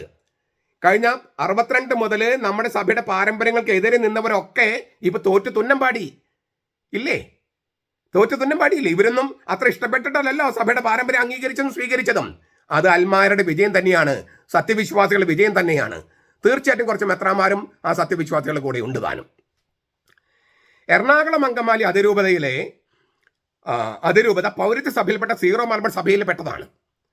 എന്നാൽ അവർ ലത്തീൻ പാരമ്പര്യം പിന്തുടരുമ്പോൾ 2 സഭകൾക്ക് നാണക്കേടുണ്ടാക്കുകയാണ്. ലത്തീൻ സഭയ്ക്ക് നാണക്കേടുണ്ടാക്കുക. കാരണം ലത്തീൻ സഭയുടെ രീതി അനുസരിച്ച് നോമ്പ് ആരംഭിക്കുന്നതും അത് അവർ വളരെ ഗംഭീരമായിട്ടാണ്. ഞാൻ പറഞ്ഞല്ലോ, ഈ പാപമോചന ചൊവ്വ, വിഭൂതി ബുധൻ, അങ്ങനെയൊക്കെയാണ് തുടങ്ങുന്നത്. അങ്ങനെ വളരെ കുമ്പസാരിച്ച് അങ്ങനെയൊക്കെയാണ്. ഈ വക ആചാരങ്ങളൊന്നും തന്നെ എറണാകുളം അങ്കമാലി അതിരൂപതയിലില്ല. ആ പള്ളിയിൽ അങ്ങനെയാണ്, ലത്തീൻ പള്ളിയിൽ അങ്ങനെയാണ്, ഞങ്ങൾക്ക് ഇങ്ങനെയാണ്. അല്ലാതെ ഞങ്ങൾ ഏത് സഭയാണ്? ഞങ്ങൾ ലത്തീൻ സഭ പോലെ പാശ്ചാത്യ സഭയാണോ? ഞങ്ങൾ സീറോ മലബാർ സഭ പൗരത്വ സഭയല്ലേ? ഈ സഭയുടെ പാരമ്പര്യം ഇതാണോ? ഇതൊന്നും അന്വേഷിച്ചിട്ടല്ല എറണാകുളം അങ്കമാലി അതിരൂപതയിൽ വിമത വൈദികരും കുറച്ച് ചിങ്കിടികളും ഈ മറ്റ് മതതീവ്രവാദികളുമായിട്ട് കൂട്ടിക്കൂടി നടക്കുന്ന ചിങ്കിടികളുണ്ടല്ലോ, അവരെ പ്രൊട്ടക്ട് ചെയ്യുന്ന നേതാക്കന്മാരുണ്ടല്ലോ, അവര് ചെയ്യുന്നത് ലത്തീൻ സഭയെയും സീറോ മലബാർ സഭയെയും അവമാനിക്കുകയാണ്. 2 സഭകളെയും ദൈവശാസ്ത്രത്തെ അവമാനിക്കുകയാണ്. കാരണം രണ്ടും അല്ല അവർ ഫോളോ ചെയ്യുന്നത്. ലത്തീൻ സഭയുടെ പാരമ്പര്യമല്ല, സീറോ മലബാർ സഭയുടെ പാരമ്പര്യമല്ല. വേറെ ഏകം സ്വതന്ത്ര സഭയുടെ പാരമ്പര്യം. അതിനെ കൊടപിടിക്കാനായിട്ട് സീറോ മലബാർ സഭയുടെ 2-3 ആൾക്കാരും. സഭയുടെ ഒത്തൊരുമയേക്കാൾ, ഞാൻ ആവർത്തിക്കുകയാണ്, സഭയുടെ ഒത്തൊരുമയേക്കാൾ, ഐക്യതയേക്കാൾ, സഭയുടെ ദൈവശാസ്ത്രത്തെക്കാൾ തങ്ങളുടെ അധികാരം സമർത്ഥിക്കാനായിട്ട് ഓരോ കാനനും ഉപയോഗിക്കുന്നവര് നല്ല അധികാരികളല്ല. ഓരോ വിശേഷ അധികാരങ്ങൾ കൊടുത്തിട്ടുണ്ട്. മെത്രാപോലിത്തയ്ക്കും മെത്രാനും മേജർ ആർച്ച് ബിഷപ്പിനും ഒക്കെ കൊടുത്തിട്ടുണ്ട്. അതെന്തിനു വേണ്ടിയാ? സഭയുടെ ഒത്തൊരുമയ്ക്ക് വേണ്ടി. അല്ലാതെ അവരുടെ അധികാരം സമർത്ഥിക്കാൻ വേണ്ടിയിട്ടാണോ? അങ്ങനെ അധികാരം സമർത്ഥിക്കുന്നതാണ് പാപം. നിങ്ങൾ സിൻ എന്ന വാക്ക് ഇംഗ്ലീഷിൽ നോക്കിയാൽ SIN, ഞാൻ. ഈ അഹംഭാവം, എനിക്ക് മുകളിൽ ദൈവം വേണ്ട, എനിക്ക് മുകളിൽ സഭ വേണ്ട, ആ അഹംഭാവമാണ് ഈ പാപം എന്ന് പറയുന്നത്. ഇംഗ്ലീഷിൽ തന്നെ പറയാ സൺ, മകൻ. ഈ നടുക്കത്തെ ഐ പിടിച്ചിട്ട് അതിനെ പൂജ്യമാക്കണം. ഓ സൺ. ഈ ഐ എന്ന് പറയുന്ന ഈ എൻ്റെ ഈഗോയെ ശൂന്യവൽക്കരിക്കുമ്പോൾ ഞാൻ ദൈവത്തിന്റെ മകനാകും. ഓരോ അധികാരിയും ഓരോ ക്രിസ്ത്യാനിയും ചെയ്യുന്ന സംഗതി അതാണ്. സ്വയം ശൂന്യവൽക്കരിക്കുക. എൻ്റെ അധികാരം, എനിക്ക് നൽകപ്പെട്ട അധികാരം, അത് ഞാൻ സമർത്ഥിക്കും എന്ന് ഇടയലേഖനം എഴുതിയിട്ട് പ്രചരിപ്പിച്ചാൽ നിങ്ങൾക്ക് കുറച്ച് നാളത്തേക്കൊക്കെ ഇങ്ങനെ ഈ അധികാരത്തിന്റെ ശക്തി കൊണ്ട് ഒക്കെ നടപ്പാക്കാൻ പറ്റുമായിരിക്കും. പക്ഷെ ആത്യന്തികമായിട്ട് വിജയിക്കില്ല. കാരണം നിങ്ങൾ കർത്താവിന്റെ വഴി അല്ല പിന്തുടരുന്നത്. നിങ്ങൾ വലിയവനാകാൻ ആഗ്രഹിക്കുന്നവൻ നിങ്ങളുടെ ദാസനായിരിക്കണം, അടിമയായിരിക്കണം എന്ന് പറഞ്ഞേ. നിങ്ങളിൽ ഇല്ലേ ഒന്നാമനാകാൻ ആഗ്രഹിക്കുന്നവൻ നിങ്ങളുടെ ഏറ്റവും അവസാനത്തവനായിരിക്കണം, ദാസനായിരിക്കണം. അങ്ങനെ ചെയ്യുന്നവരെയാണ് ആൾക്കാർ ബഹുമാനിക്കുക. ആൾക്കാർ ബഹുമാനിക്കുന്നത് അങ്ങനെയുള്ളവരല്ലേ. നിങ്ങൾ നമ്മുടെ 2 മുഖ്യമന്ത്രിമാരെന്ന് ചിന്തിച്ചു നോക്കി. ഇപ്പോഴത്തെ മുഖ്യമന്ത്രി, നമ്മുടെ മരിച്ചുപോയ മുഖ്യമന്ത്രി, ഇത്രയൊക്കെ എന്താ പറയാ പാർട്ടി സംവിധാനം ഉണ്ടായിട്ടും അച്യുതാനന്ദ മരിച്ചപ്പോഴും ഉമ്മൻചാണ്ടി മരിച്ചപ്പോഴും വന്ന ജനസംഖ്യ നോക്കിയാൽ. കമ്മ്യൂണിസ്റ്റ് പാർട്ടി ഭരിക്കുമ്പോഴാണ് അച്യുതാനന്ദൻ മരിച്ചത്. എന്നിട്ട് അദ്ദേഹത്തെ ഇല്ലേ ആദരിക്കാൻ വന്ന ജനക്കൂട്ടവും ഇങ്ങനെ ഭരണമില്ലാത്ത സമയത്ത് മരിച്ചുപോയ ആളാണ് മുൻ മുഖ്യമന്ത്രി ഉമ്മൻചാണ്ടി. അദ്ദേഹത്തെ സ്വീകരിക്കാൻ വന്നതും. എന്താ വ്യത്യാസം? ഈ അഹങ്കാരം കൂടുമ്പോൾ ആൾക്കാർ കൂടെ ഉണ്ടാവില്ല. കുറച്ച് നാളത്തേക്കൊക്കെ ചെങ്കിടികളൊക്കെ കൂടെ നിൽക്കും. അതിനാൽ അധികാരം എന്ന് പറയുന്നത് പൊതു നന്മയ്ക്ക് ഉപയോഗിക്കാനുള്ളതാണ്. അല്ലാതെ എനിക്ക് ഈ അധികാരമുണ്ട് അതുകൊണ്ട് ഞാൻ അത് ചെയ്യും എന്ന് പറയുന്നത് മര്യാദയല്ല. പക്ഷെ അതാണ് പലരും ചെയ്തുകൊണ്ടിരിക്കുന്നത്. എന്നിട്ട് ചില അപകർഷങ്ങൾ കിട്ടാൻ വേണ്ടി അവർക്ക് ഓശാന പാടുന്ന കുറേ ആൾക്കാർ ഈ ഇടയലേഖനോ പത്രക്കുറിപ്പൊക്കെ ഇങ്ങനെ പ്രചരിപ്പിച്ചുകൊണ്ട് നടക്കുകയും ചെയ്യും. ഞാൻ ആവർത്തിക്കുകയാണ്, അണികൾ അധികാരികളെ തിരുത്തണം എന്നൊരവസ്ഥയിലാണ് കമ്മ്യൂണിസ്റ്റ് പാർട്ടി. അതേ അവസ്ഥയിലാണ് സീറോ മലബാർ സഭ. രണ്ടും അപജയത്തിൻ്റെ വക്കീലാണ്. പിന്നെ കമ്മ്യൂണിസം മനുഷ്യരുണ്ടാക്കിയൊരു പ്രസ്ഥാനമായതുകൊണ്ട് നശിച്ചു പോകും. സഭ കർത്താവിൻ്റെതായതുകൊണ്ട് നശിക്കില്ലെന്ന് മാത്രം. ആ ഒരു ആശ്വാസം നമുക്കുള്ളൂ. ഈ വിശുദ്ധ കുർബാനയുടെ അനാഫറയിൽ പങ്കെടുക്കാൻ കഴിയാത്തവരെയും ദിവികാരനെ ഉൾക്കൊള്ളാൻ കഴിയാത്തവരെയും പുറത്താക്കുന്ന കർമ്മം 2-ാം നൂറ്റാണ്ട് മുതലുണ്ട്. ഡിഡാഹ എന്ന് പറഞ്ഞ കർമ്മം ആ രേഖ തൊട്ട് ക്രിസ്തോട്ട് 100-ൽ എഴുതപ്പെട്ടതാണ്. ആ കാലം തൊട്ട് ഈ വിശുദ്ധ കുർബാനയിൽ പങ്കെടുക്കാം, അതായത് വചനശുശ്രൂഷയിൽ പങ്കെടുക്കാം, അനാഫറയിൽ പങ്കെടുക്കാൻ പറ്റില്ല, അവരെ പുറത്താക്കും. ഇപ്പോൾ നമ്മുടെ സീറോ മലബാർ സഭയിലെ കുർബാനയിൽ അത് കിടപ്പുണ്ട്. മാമോദിസ സ്വീകരിക്കാതെ പുറത്ത് പോകട്ടെ എന്ന് പറഞ്ഞ കിടപ്പുണ്ട്. ജീവന്റെ അടയാളം സ്വീകരിക്കാത്തവർ പുറത്ത് പോയി നിൽക്കട്ടെ എന്നുള്ള ആ ഭാഗമുണ്ട്. അവർക്ക് നിൽക്കാനുള്ള സ്ഥലമാണ് ഈ മോണ്ടളം അല്ലെങ്കിൽ മുഖമണ്ഡപം എന്ന് പറയുന്നത്, നടപ്പുര. അപ്പോൾ അവർ പുറത്തു പോയി നിൽക്കുമ്പോൾ അവർ ചാക്കൊടുത്തും ചാരം പൂശിയും വിലാപത്തിന് അടയാളം കാണിച്ചിരുന്നു. ഈ മോണ്ടളം എന്ന വാക്കിന് വിലപിച്ചുകൊണ്ട് നിൽക്കുന്ന സ്ഥലം എന്നൊരു അർത്ഥമുണ്ടെന്നൊക്കെ ഞാൻ പഠിച്ചിട്ടുണ്ട്. ശരിയാണെന്ന് എനിക്ക് അറിഞ്ഞുകൂടാ. ഏതായാലും സീറോ മലബാർ സഭയിൽ കുരിശുവര, കരിക്കുറി, വിഭൂതി ആചരിക്കുന്ന സ്ഥലങ്ങളിൽ അത് ആചരിക്കുന്നത് പേതൃത്വ ഞായർ കഴിഞ്ഞ് വരുന്ന തിങ്കളാഴ്ചയാണ്. ക്ലീൻ മൺഡേ എന്ന് വിളിക്കുന്ന നിർമ്മല തിങ്കളാഴ്ചയാണ്. അതിന് കാരണം ഞാൻ പറഞ്ഞു കഴിഞ്ഞു. തീർച്ചയായിട്ടും ഇത് അനുഷ്ഠിക്കാനായിട്ട് ഈ ചാരം പൂശുന്നതിന് നമ്മൾ പാശ്ചാത്യ സഭയിലെ ഒരു പാരമ്പര്യം പൗരത്വ സഭയായ സീറോ മലബാർ സഭ എന്തുകൊണ്ട് സ്വീകരിച്ചെന്ന് ചോദ്യം വരുമല്ലോ. അതിന് ഉത്തരം കൂടി ഞാൻ പറയട്ടെ. പഴയ ഉടമ്പടിയിൽ ചാരം പൂശലും ചാരത്തിൽ ഇരിക്കലുമുണ്ട്. ഇയ്യോബിന്റെ പുസ്തകം 2:8 യോബ് ഇല്ലേ, ഇയ്യോബ് ജോബ് എന്നും പറയും, ചാരത്തിൽ ഇരുന്നു.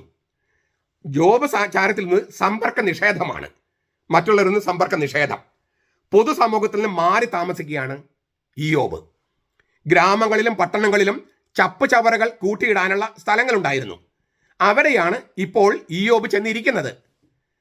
ആ ഗ്രാമത്തിലെ തലവനായിരുന്നു ഇയ്യോബ്, ജഡ്ജിയായിരുന്നു. ആ ഗോത്ര തലവൻ എന്ന നിലയ്ക്ക് ജഡ്ജിയായിരുന്നു, അതിസമ്പന്നനായിരുന്നു. അങ്ങനെയുള്ള ആളാണ് ഇപ്പോൾ ചാരത്തിലിരിക്കുന്നത്. അതായത് മാലിന്യ കൂമ്പാരത്തിനടുത്ത് പോയി ചെന്നിരിക്കുക. എന്താ കാര്യം? അത്രമാത്രം ദുരന്തങ്ങളാണ് അദ്ദേഹത്തിൻ്റെ ജീവിതത്തിൽ വന്നിരിക്കുന്നത്. അപ്പോൾ അദ്ദേഹത്തിൻ്റെ മാനസികാവസ്ഥയും ദുരവസ്ഥയും ഒക്കെ വർണ്ണിക്കാനായിട്ടും പ്രകടിപ്പിക്കാനായിട്ടും ചാരത്തിലിരിക്കുകയാണ്. പൊതുജന സമ്പർക്കത്തിൽ നിന്നും അത് മാറ്റുകയാണ്. നമുക്കിത് പാഠം പഠിക്കേണ്ടതാണ്. നോമ്പ് കാലത്ത് നമ്മൾ ചില സന്ദർശനങ്ങൾ ഒഴിവാക്കണം. ചില വീടുകളിൽ പോയാൽ മദ്യം കുടിക്കാൻ നിർബന്ധിക്കും, ആ സന്ദർശനം ഒഴിവാക്കണം. ചില കൂട്ടുകാരെടുത്ത് പോയാൽ പാപം ചെയ്യാനായിട്ട് പ്രേരിപ്പിക്കും, ബീഡി വലിക്കാനോ മറ്റു ദുശീലങ്ങളോ ലഹരി എടുക്കാനോ, അത് ഉപേക്ഷിക്കണം. ആ സമ്പർക്ക നിഷേധം അത് ചാരം പൂശുന്നതിൻ്റെയും ചാരത്തിലിരിക്കുന്നതിൻ്റെയും ഒരു ലക്ഷ്യമാണ്. പൊടിയും ചാരവുമാണ് ഞാൻ എന്നൊരു പ്രയോഗം തന്നെയുണ്ട്. ഇയ്യോബിന്റെ പുസ്തകം 42:6 അത് കാണാം. പൊടിയിലും ചാരത്തിലും വിലാപത്തിന്റെ ബാഹ്യ ചിഹ്നമാണ് ഈ പൊടിയും ചാരവും. നീ പൊടിയാണ് അല്ലെ, പൊടിയിലേക്ക് തന്നെ മടങ്ങും എന്നൊക്കെ പറഞ്ഞിട്ടാണ് നമ്മുടെ നെറ്റത്തും അല്ലെങ്കിൽ തലയിലൊക്കെ കുരിശ് വരയ്ക്കുന്നത്. യശുവയുടെ പുസ്തകം ജോഷുവ 7:6, 2 ശമൂവേൽ 13:19, യഹസ്കേലിന്റെ പുസ്തകം പ്രവാചകൻ എസക്കിയേൽ 27:30 അത് കാണാം. വിലാപത്തിന്റെ ബാഹ്യ ചിഹ്നമായിട്ട് പൊടിയിലും ചാരത്തിലും ഇരിക്കുക. ഈ ഇയ്യോബ് പശ്ചാത്തപിക്കുന്നതിൻ്റെ ലക്ഷ്യമായിട്ടും പൊടിയിലും ചാരത്തിലും ഇരിക്കുന്നുണ്ട്. പാപത്തെക്കുറിച്ചുള്ള പശ്ചാത്താപം അല്ലാതെ അനതപിക്കണമെന്ന് സ്നേഹിതന്മാർ പറഞ്ഞപ്പോഴൊക്കെ ഞാൻ ചെയ്യാത്ത തെറ്റിനെ കുറിച്ച് എന്തിന് പശ്ചാത്തപിക്കണമെന്ന് ആവർത്തിച്ച് പറഞ്ഞ ഇയ്യോബ് ഇപ്പോൾ ദൈവത്തെക്കുറിച്ചും അവൻ്റെ മാർഗങ്ങളെക്കുറിച്ചും, ഇത് വളരെ പ്രധാനപ്പെട്ടതാണ്, ദൈവത്തെക്കുറിച്ചും അവൻ്റെ മാർഗങ്ങളെക്കുറിച്ചും അറിയാമെന്ന ഭാവത്തോടെ സംസാരിച്ചതിനാണ് ഈ പശ്ചാത്താപം. പാപം ചെയ്തതിനല്ല, പക്ഷെ ഒരു പാപമുണ്ട് താനും. നീ പശ്ചാത്തപിക്കണം, നീ അറിയാതെ പാപം ചെയ്തിട്ടുണ്ടാവും, കാണാതെ ചെയ്തിട്ടുണ്ടാവും, രഹസ്യത്തിൽ ചെയ്തിട്ടുണ്ടെന്നൊക്കെ സ്നേഹിതന്മാർ പറഞ്ഞപ്പോൾ ഇല്ല ഇല്ല ഇല്ല എന്ന് പറഞ്ഞവൻ ഇപ്പൊ പശ്ചാത്തപിക്കുന്നു. എന്താണ്? ദൈവം ആരെന്നും ദൈവം എന്തൊക്കെ ചെയ്യണമെന്നും എനിക്കറിയാമെന്ന ഭാവത്തോടെ ഞാൻ സംസാരിച്ചു, അതിന് പശ്ചാത്തപിക്കുകയാണ്. ദൈവത്തിന്റെ രഹസ്യത്തെ ആദരവോടെ സമീപിക്കാതിരുന്നതിനാണ് ഈ അനുതാപം. ഞാൻ ആവർത്തിക്കുക, ദൈവത്തിന്റെ രഹസ്യത്തെ ആദരവോടെ സമീപിക്കാതിരുന്നതിനാണ് ഈ അനുതാപം. നമ്മുടെ സീറോ മലബാർ സഭയിലെ 48ഓളം മെത്രാന്മാരും എറണാകുളത്തെ വിമത വൈദികരും മറ്റ് വിമത വൈദികരും അൽമായ മുന്നേറ്റക്കാരും ഒക്കെ ചെയ്യേണ്ട ഒരു കാര്യമാണ്. ദൈവത്തിന്റെ രഹസ്യത്തെ ആദരവോടെ സമീപിക്കാതിരിക്കുന്നു. അവർ പശ്ചാത്തപിക്കണം, പൊടിയിലും ചാരത്തിലും ഇരിക്കണം. മൂന്നാമത്തെ അർത്ഥം മരിക്കുമെന്ന ഓർമ്മപ്പെടുത്തലാണ്. ഉൽപ്പത്തിയുടെ പുസ്തകം 3:19. നീ മണ്ണാണ്, നീ മണ്ണിലേക്ക് മടങ്ങും, നീ പൊടിയാണ്, പൊടിയിലേക്ക് മടങ്ങും. ഇത് വളരെ പ്രധാനപ്പെട്ടതാണ്. ആദാമിന്റെ പിൻതലമുറക്കാർക്ക് കൈമാറി കിട്ടിയ ശാപത്തിന്റെ ഭാഗമാണ് ആത്മാവിനെയും ശരീരത്തെയും വേർതിരിക്കുന്ന മരണം. മരണത്തെക്കുറിച്ച് ഞാൻ ഇന്നലെ വളരെ വിശദമായിട്ട് പറഞ്ഞു, ക്രിസ്തീയ മരണം എന്താണെന്ന്. ആദാമിന്റെ പിൻതലമുറക്കാർക്ക് കൈമാറി കിട്ടിയ ശാപത്തിന്റെ ഭാഗമാണ് ആത്മാവിനെയും ശരീരത്തെയും വേർതിരിക്കുന്ന മരണം. റോമാലേഖനം 5:14, 1 കൊരിന്ത്യർ 15:22. മനുഷ്യന്റെ ഗർഭപാത്രമായിരുന്നു ഭൂമി. പൊടിയിൽ നിന്ന് എടുക്കപ്പെട്ട മനുഷ്യൻ എന്ന് പറഞ്ഞതിന്റെ അർത്ഥം അതാണ്. മനുഷ്യന് ഗർഭം ധരിക്കുന്ന ഗർഭപാത്രം അതായിരുന്നു ഭൂമി. ഇനി മുതൽ അത് അവന്റെ ശവപ്പറമ്പായിരിക്കും. ഭൂമി പൊടിയിൽ നിന്ന് എടുക്കപ്പെട്ടവൻ, പക്ഷെ പൊടിയിലേക്ക് മടങ്ങുകയാണ്. അതായത് അമ്മയുടെ ഗർഭപാത്രത്തിൽ വെച്ച് ഭ്രൂണഹത്യ അല്ലെങ്കിൽ ഗർഭഛിദ്രം നടത്തിയതുപോലെയാണ് മനുഷ്യന് മരണം കിട്ടിയത്. ഈ മണ്ണിൽ നിന്നാണ് നമ്മൾ എടുക്കപ്പെട്ടത്. അത് മണ്ണ് നമ്മുടെ ഗർഭപാത്രമായിരുന്നു, പക്ഷെ ഇപ്പോൾ അത് ശവപ്പറമ്പായി. ഭ്രൂണഹത്യ മൂലം, ഗർഭഛിദ്രം മൂലം അമ്മയുടെ ഗർഭപാത്രം തന്നെ ശവക്കോട്ടയായിട്ട് മാറുന്നത് പോലൊരു അനുഭവമാണ് എല്ലാ മനുഷ്യർക്കും ആദാമിന്റെ പാപം മൂലം സംഭവിച്ചത്. അപ്പോൾ ഭൂമി ഇനി ഗർഭപാത്രമല്ല, ശവപ്പറമ്പാണ്. സഭാപ്രസംഗകൻ 12:7, കത്തോലിക്ക സഭയുടെ മതബോധനം 400. ആദാമിന്റെയോ നമ്മുടെയോ പാപം തീർത്തും വ്യക്തിപരമോ ഒറ്റപ്പെട്ടതുമല്ലെന്നും അത് ഭൂമിയെ മൊത്തത്തിൽ ബാധിക്കുന്നുവെന്നും നമ്മൾ മരിച്ച് മണ്ണിലേക്ക് പോകുന്നത് ഈ പാപത്തിന്റെ ഫലമായിട്ടാണെന്നും സൂചന നൽകുകയാണ്. മാത്രമല്ല, അതിനേക്കാളേറെ എപ്പോൾ വേണമെങ്കിലും മരിക്കാം, എപ്പോൾ വേണമെങ്കിലും മരിക്കാം. മരണം എന്ന് പറയുന്നത് രംഗബോധമില്ലാതെ കയറി വരുന്ന കോമാളിയല്ല. നമ്മൾ ജനിച്ച അന്ന് മുതൽ ഈ മരണ ദിവസത്തിലേക്കുള്ള ഒരുക്കമാണ്. എന്ന് വേണമെങ്കിലും എപ്പോൾ വേണമെങ്കിലും എവിടെ വേണമെങ്കിലും വെച്ച് മരിക്കാം. അത് ദൈവം നിശ്ചയിക്കുന്നതാണ്. അതിനാൽ ഈ ഒരു ബോധത്തോടെ വേണം ജീവിക്കാൻ. എപ്പോൾ വേണമെങ്കിലും മരിക്കാം. മരിക്കുന്നത് ദൈവകൃപയിലായിരിക്കണം എന്നുള്ള ആ ബോധത്തോടെ ജീവിക്കുക. അത് ഓർമ്മപ്പെടുത്തുകയാണ് നീ പൊടിയാണ്, പൊടിയിലേക്ക് മടങ്ങുമെന്ന് പറഞ്ഞ് നെറ്റത്ത് കുരിശ് വരയ്ക്കും. ചിലപ്പോൾ ഈ തലയിൽ ഇങ്ങനെ കുരിശ് വരയ്ക്കുന്നതിന് പകരം കുരിശാകൃതിയിൽ ഇങ്ങനെ ചാരം തലയിൽ പൂശല്ല, ഇങ്ങനെ ഇട്ട് കൊടുക്കും, ചാരം ഇടും. അങ്ങനെയും പതിവുണ്ട്. ഈ പഴയ നിയമത്തിൽ അങ്ങനെ നമുക്ക് കാണാം. യോനയുടെ പുസ്തകത്തിൽ അനുതാപത്തിന്റെ 3 ഘട്ടങ്ങളുടെ പരിപാടിയുടെ ഭാഗമാണ് ഈ ചാരം പൂശലും ചാക്കുടുക്കലും ഒക്കെ. യോനയുടെ പുസ്തകം 3:6 രാജാവ് നിനീവയിലെ, ഇപ്പോൾ അസീറിയ എന്ന് പറയുന്ന ഇപ്പോഴത്തെ ഇറാൻ്റെ ഒക്കെ ഭാഗമായിട്ട് വരും.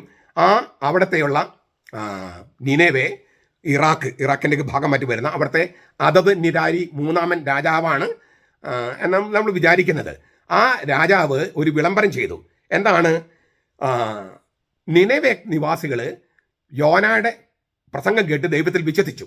ആ വാർത്ത രാജാവ് കേട്ടപ്പോൾ ആ വിശ്വാസം പ്രയോഗ തലത്തിൽ കൊണ്ടുവരാനായിട്ട്, പ്രയോഗത്തിൽ അതായത് പ്രായോഗിക മണ്ഡലത്തിൽ കൊണ്ടുവരാനായിട്ട് രാജാവ് ഒരു വിളംബരം ചെയ്തു. ആ വിളംബരം 3 ഘട്ട പരിപാടിയായിട്ടാണ് രാജാവ് വിളംബരം ചെയ്തത്. 1ാമത്തെ ഘട്ടത്തിൽ പാപത്തെക്കുറിച്ചുള്ള പശ്ചാത്താപം പരസ്യമായ പ്രവൃത്തികളിലൂടെ പ്രകടമാക്കണം. ഉപവാസം, ചാക്കുവസ്ത്രം ധരിക്കൽ, ഇടവിടാതുള്ള പ്രാർത്ഥനയാണ് ആ പ്രവൃത്തികൾ. യോനയുടെ പുസ്തകം 3:7, 8 വാക്യങ്ങൾ. 2ാമത്തെ ഘട്ടം സഹജീവികളുടെ പെരുമാറ്റത്തിൽ അന്തരം വരുത്തുക, അതായത് ദുർമാർഗത്തിൽ പിന്തിരിയുക, മറ്റുള്ളവരുടെ അക്രമം അവസാനിപ്പിക്കുക. അതും 2ാമത്തെ ഘട്ടം 3:8, യോന 3:8. 3ാമത്തെ ഘട്ടം മനുഷ്യർ അനുതപിച്ചാലും ശിക്ഷിക്കാനോ രക്ഷിക്കാനോ പൊറുക്കാനോ പെരുക്കാനോ ഉള്ള അധികാരം ദൈവത്തിനുണ്ടെന്ന് അംഗീകരിക്കുക. അതായത് ദൈവത്തിനാണ് അധികാരം, അത് അംഗീകരിക്കണം. അത് 3ാമത്തെ ഘട്ടം 3:9. അവിടെ നമ്മൾ കാണുന്ന ഒരു സംഗതിയുണ്ട്, ഇച്ചിരി അത്യുക്തി പോലെ തോന്നിക്കും. മനുഷ്യനും മൃഗങ്ങളും ചാക്ക് പുതച്ചു, മനുഷ്യരോടൊപ്പം മൃഗങ്ങളും ചാക്കുടുത്തു. ഈ ദൈവത്തോട് പ്രാർത്ഥിക്കുന്നത് ഒരു ഹാസ്യജനകമായ ചിത്രമായിട്ട് യോൻ അവതരിപ്പിക്കുന്നു എന്ന് നമുക്ക് തോന്നിപ്പോകും. മൃഗങ്ങൾക്കൊക്കെ വസ്ത്രമോ, യൂറോപ്പിൽ നമുക്ക് മനസ്സിലാകും, പട്ടിക്കും പൂച്ചയ്ക്കും എല്ലാം ഈ വിൻ്റർ ശൈത്യകാലത്ത് അവർ ഡ്രസ്സ് ഉടുപ്പിച്ചിട്ടാണ് കൊണ്ടുപോകുക. ഈ ആനയ്ക്ക് ട്രൗസർ ഉടുപ്പിക്കുമെന്ന് ചോദിക്കുന്ന പോലെയൊക്കെയുള്ള ഒരു സംഗതി നമുക്ക് തോന്നാം. വാപ്പൊത്തി ചിരിച്ചു പോകാം. ഇങ്ങനെ മൃഗങ്ങളും മനുഷ്യനും ഇങ്ങനെ ചാക്കൊടുത്തു, ചാരം പൂശി എന്നൊക്കെ പറയുമ്പോൾ, എങ്കിലും അത് തീർത്തും അവാസ്തവമല്ല, സംഭവിക്കാൻ പാടില്ലാത്തതുമല്ല. തീർച്ചയായും സാഹിത്യപരമായ ഒരു അതിശയോക്തി ഉണ്ട്. എന്നാൽ ആ നഗരത്തിനാകെ മാറ്റം സംഭവിച്ചുവെന്ന സത്യം അവതരിപ്പിക്കാൻ ഈ അത്യുക്തിയിലൂടെ കഴിഞ്ഞിട്ടുണ്ട്. അതായത് ആ പ്രദേശം മുഴുവൻ അനുതാപത്തിലും പശ്ചാത്താപത്തിലുമാണ്. ഇത് എറണാകുളം അങ്കമാലി അതിരൂപതയ്ക്കും മറ്റെല്ലാ രൂപതകൾക്കും എല്ലാ സ്ഥലങ്ങൾക്കും ഉപയോഗിക്കാവുന്ന ഒരു അനുതാപത്തിൻ്റെ മാർഗമാണ്. തീവ്ര ദുഃഖം കാണിക്കാനായിട്ട് ചാക്കൊടുത്ത് ചാരം പൂശുന്ന രീതിയുണ്ട്. എസ്തറിന്റെ പുസ്തകം 4:3 കാണാം. ചീകി ജട തീർക്കാത്ത തലമുടിയിൽ വെണ്ണീർ വാരിയിടുകയാണ് എസ്തർ. അതുകൊണ്ട് ഞാൻ പറഞ്ഞത് ചില പള്ളികളിലൊക്കെ കുരിശ് വരയ്ക്കുന്നതിന് പകരം തലയിൽ ഇങ്ങനെ കുരിശാകത്തിൽ വെണ്ണീറിടും. ഒട്ടകരോമണ്ടുള്ള പരുക്കൻ വസ്ത്രം ധരിക്കുകയാണ് എസ്തർ. ചിത്രവധം ചെയ്യപ്പെട്ടവരുടെ ദാരുണ വേദന പ്രകാശിപ്പിക്കാൻ പറ്റിയ വേഷമാണത്. നമുക്കിത് വേണ്ടതാ, കാരണം അതുപോലത്തെ ഒരു അവസ്ഥയിലാണ് നമ്മളും. അതുപോലെ തന്നെ ഒരു വല്ലാത്ത ദുഃഖത്തിൻ്റെയും ദുരവസ്ഥയുടെയും അടയാളമായിട്ട് ചാക്കുറുത്ത് ചാരം പൂശും. 2 ശമൂവേൽ 13-19 കാണാം. അബ്ശലോമിന്റെ സ്വന്തം പെങ്ങളാണ് താമാർ. ഈ ദാവീദിന്റെ മക്കളാണവർ. ദാവീദിന് വേറെ ഭാര്യയിലുണ്ടായിരുന്ന മകനാണ് അമ്നോൻ. അമ്നോൻ താമാറിനെ ബലാത്സംഗം ചെയ്തു, ദ്രോഹിച്ചു, ഉപദ്രവിച്ചു, ശരിക്കും പീഡിപ്പിച്ചു. അപ്പോൾ അതിനുശേഷം പറയുന്നുണ്ട്, ഇപ്പോഴെങ്കിലും നീ എന്നെ കല്യാണം കഴിക്കുന്നൊക്കെ താമാർ അമ്നോനോട് പറയുന്നുണ്ട്. പക്ഷെ അമ്നോൻ തൻ്റെ ബോഡി ഗാർഡ്സിനെ വിളിച്ചായിട്ട് ഇവളെ പുറത്താക്കി. അവൾ എന്ത് ചെയ്തു? ഈ തലയിൽ ചാരം പൂശി വസ്ത്രം കീറി മുഖം കൈകൾ കൊണ്ട് മറച്ച് വിലപിച്ചു. തലയിൽ ചാരം പൂശി വസ്ത്രം കീറി എന്ന് വെച്ചാൽ രാജകുമാരിയാണ് അവള്. വസ്ത്രം കീറി എന്ന് വെച്ചാൽ നല്ല സുന്ദരമായ വസ്ത്രമൊക്കെ മാറ്റി ഈ മുഖം കൈകൾ കൊണ്ട് മറച്ച് വിലപിച്ചു. ഇതൊക്കെ നമ്മൾ പഴയ നിയമത്തിൽ ചാക്കൊടുക്കുന്നതും ചാരം പൂശുന്നതിൻ്റെയും ദൈവശാസ്ത്രമാണ്. പുതിയ നിയമത്തിലും കർത്താവ് അത് സൂചിപ്പിക്കുന്നുണ്ട്. വിലാപവും പശ്ചാത്തലവും മാനസാന്തരം ഒക്കെ വേണമെന്ന് കർത്താവ് പറയുന്നുണ്ട്. ഒരു ഉദാഹരണം മാത്രം പറയാം. ലൂക്കാസിന് സുവിശേഷം 10:13. കൊറാസിൻ, നിനക്ക് അയ്യോ കഷ്ടം. ബെത്സായിദ, നിനക്ക് അയ്യോ കഷ്ടം. നിങ്ങളിൽ നടന്ന വീര്യപ്രവർത്തികൾ ടൈറിലും സീദോനിലും നടന്നിരുന്നുവെങ്കിൽ അവർ പണ്ട് തന്നെ ചാക്കൊടുത്തും ചാരം പൂശിയും മാനസാന്തരപ്പെടുമായിരുന്നു. അപ്പോൾ ചാക്കൊടുത്തും ചാരം പൂശിയും മാനസാന്തരപ്പെടണം എന്നുള്ളത് കർത്താവ് ആഗ്രഹിക്കുന്നുണ്ട്. അപ്പോൾ ചാരം പൂശുന്നതിൻ്റെ വേദത്താളുകൾ ബൈബിളിൽ അടിസ്ഥാനമാണ് നമ്മൾ പറഞ്ഞത്. അതുകൊണ്ടാണ് പാശ്ചാത്യ സഭയിലെ ആചാരം പൗരസഭ സ്വീകരിച്ചത്. വേദത്താളുകളിൽ അത് അടിത്തറയുള്ളത് കൊണ്ട് തന്നെയാണ്.